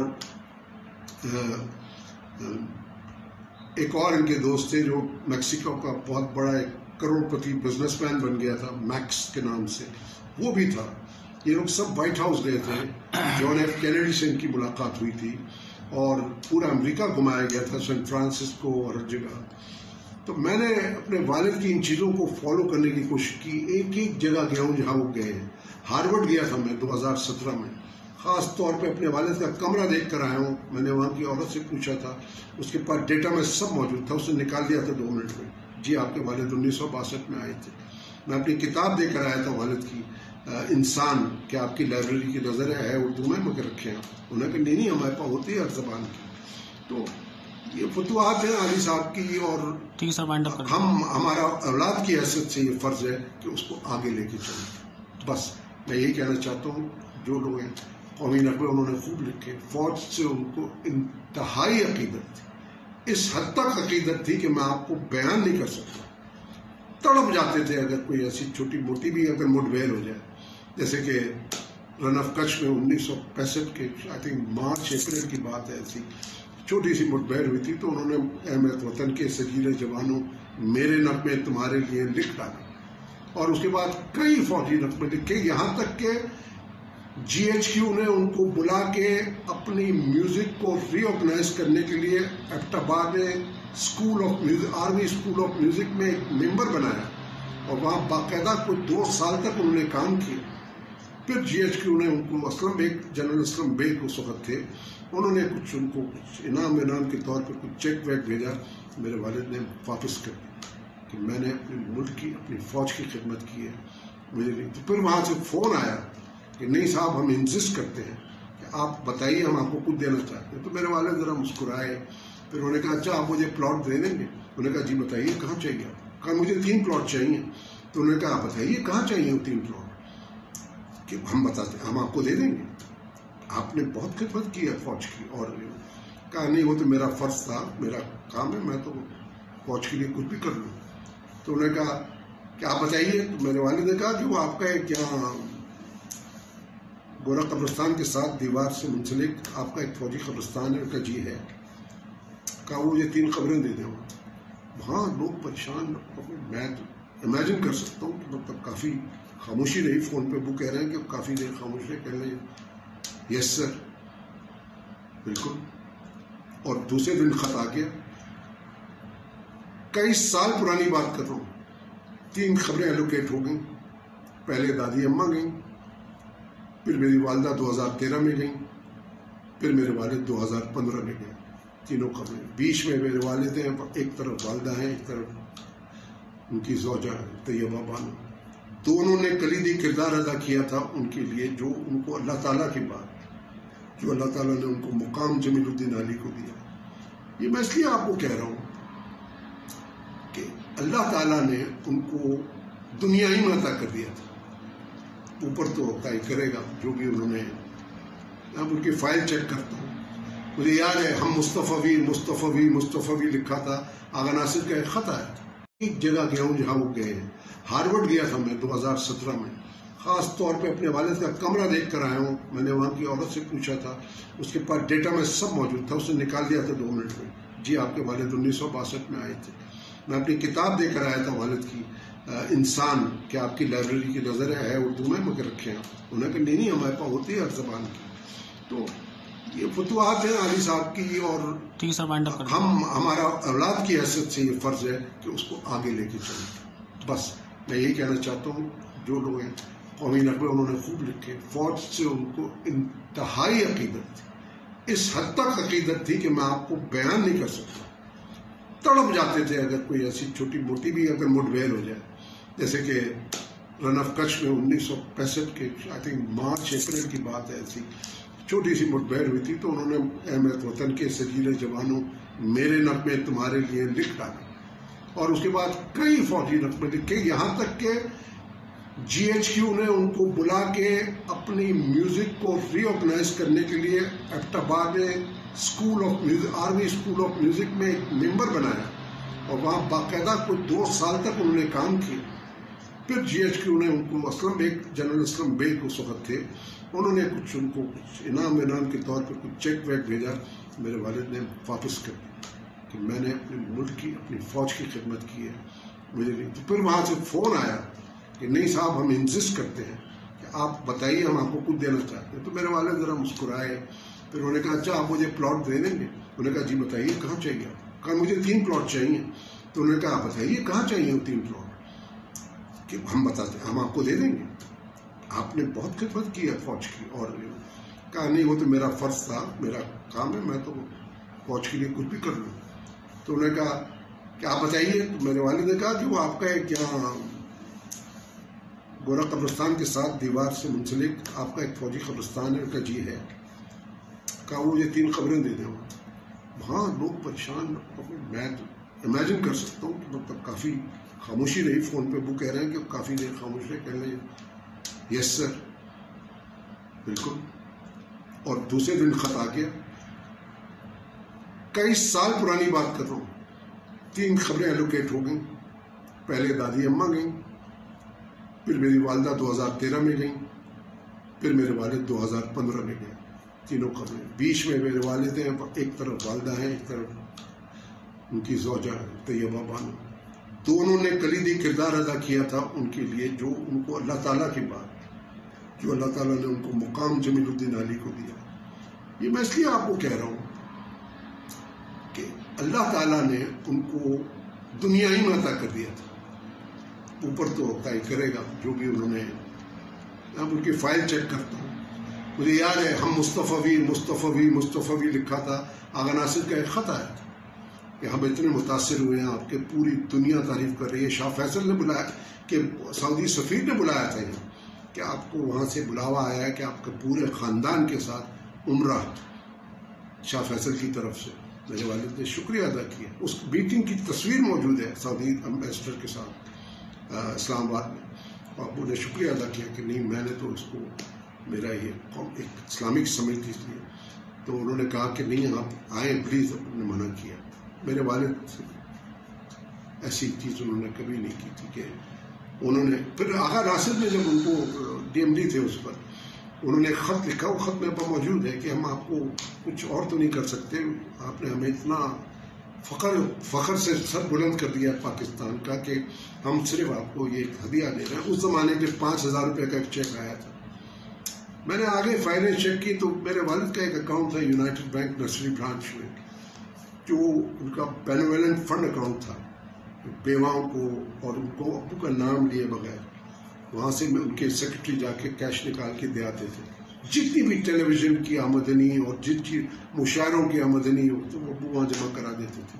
وہ 5,000 بھی وہاں جمع کرائے, پتہ نہیں کسی کو چلے گیا. یہ میں آپ کو بتاؤں, یہ ویلیوز تھی, یہ ویلیوز ہم نے سیکھی, ہم نے اندر اپنے اتاری ہیں.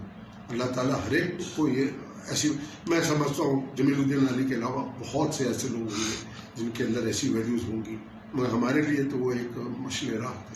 ہمارے لیے تو انہوں نے ایک ایسی مثالیں چھوڑی ہیں کہ میں اگر کہتے جاؤں تو آپ کا فیس بک کا یہ ٹائم لوگ سنتے سنتے شاید اونگ جائیں گے. مگر آپ کا بہت بہت شکریہ جی. ہم بہت انتظار کیا کرتے تھے کہ اب وہ کب آئیں گے واپس. میں کبھی فرمائشیں نہیں کی, میں کرتا تھا. میرا چھوٹا بھائی بھی اس وقت اتنا بڑا ہو گیا تھا کہ ہم کرتے تھے کہ ہمارے لیے وہ پستولیں, ٹیکسس جا رہے ہیں تو کابوئی کی پستول لائیے گا, ہمیں کھیلنا ہے اس سے. یہ مجھے یاد ہے, ہم وہ پہن کے سویا کرتے تھے. اور وہ چاکلیٹوں کا ہمیں شوق تھا, چاکلیٹس آیا کرتی تھی باہر سے اس زمانے میں. I am talking of 61. تو یہ سب چیزیں ہیں. اور ویسے ہم نے ایسی ان سے کچھ نہیں کہا کہ شرٹ لائی اور یہ والا. وہ تو جب بڑے ہو گئے اور گئے تو پھر میں نے سوٹ منگوایا ان سے, جرمنی سے ایک سوٹ لے آئیے گا اور یہ وہ, کیونکہ میں بینکر بن گیا تھا. ایگزیکٹو بلو کلر وغیرہ یہ ہم نے کیا ہے ان کے ساتھ. مگر وہ خود ایک بہت ہی انتہائی ہینڈسم ویل ڈریسڈ پرسنالٹی تھے ماشاء اللہ. قومی لباس پہنا انہوں نے ہمیشہ, اور وہ پہن کے بینک میں انہوں نے پہلی دفعہ بینک میں شروع کیا یہ کہ کرتا پاجامہ اور جیکٹ. لوگ پریشان تھے کہ یار یہ بینک میں کیا ہو رہا ہے ایسا. سوٹ والے لوگ, بینکر تو ویسے ہی ٹیڑھی گردن کا آدمی ہوتا ہے پکڑ کے ذرا, تو انہوں نے کہا نہیں یہ میں نہیں پالتا. سینئر ایگزیکٹو وائس پریزیڈنٹ اور ممبر ایگزیکٹو بورڈ تک گئے, ممبر بینکنگ کونسل بھی ہو گئے. بہرحال یہ ان کی فتوحات تھی.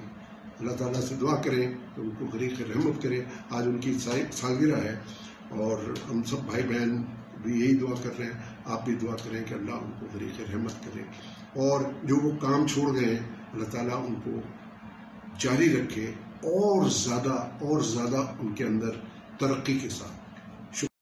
ہاں, تو ہم اپنے تمام سامعین کا اور جو دیکھ رہے ہیں اس کو ان کا بھی, اور جو ہمارے موجود ہیں یہاں تمام شرکا, ان تمام کا بہت بہت مشکور ہے اردو بیٹھک کی طرف سے کہ انہوں نے اس پروگرام میں شرکت کی اور اپنے قیمتی تاثرات کا اظہار کیا علی صاحب کے بارے میں.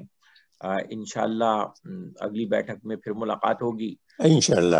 جب تک کے لیے ہم سب کو خدا حافظ کہتے ہیں. اپنا اور اپنے گرد و نواح کا, اپنے لوگوں کا سب کا خیال رکھیں, اور اس بیٹھک کے بارے میں کچھ فیڈ بیک دیں تاکہ ہم اس کو مزید بہتر بنا سکیں.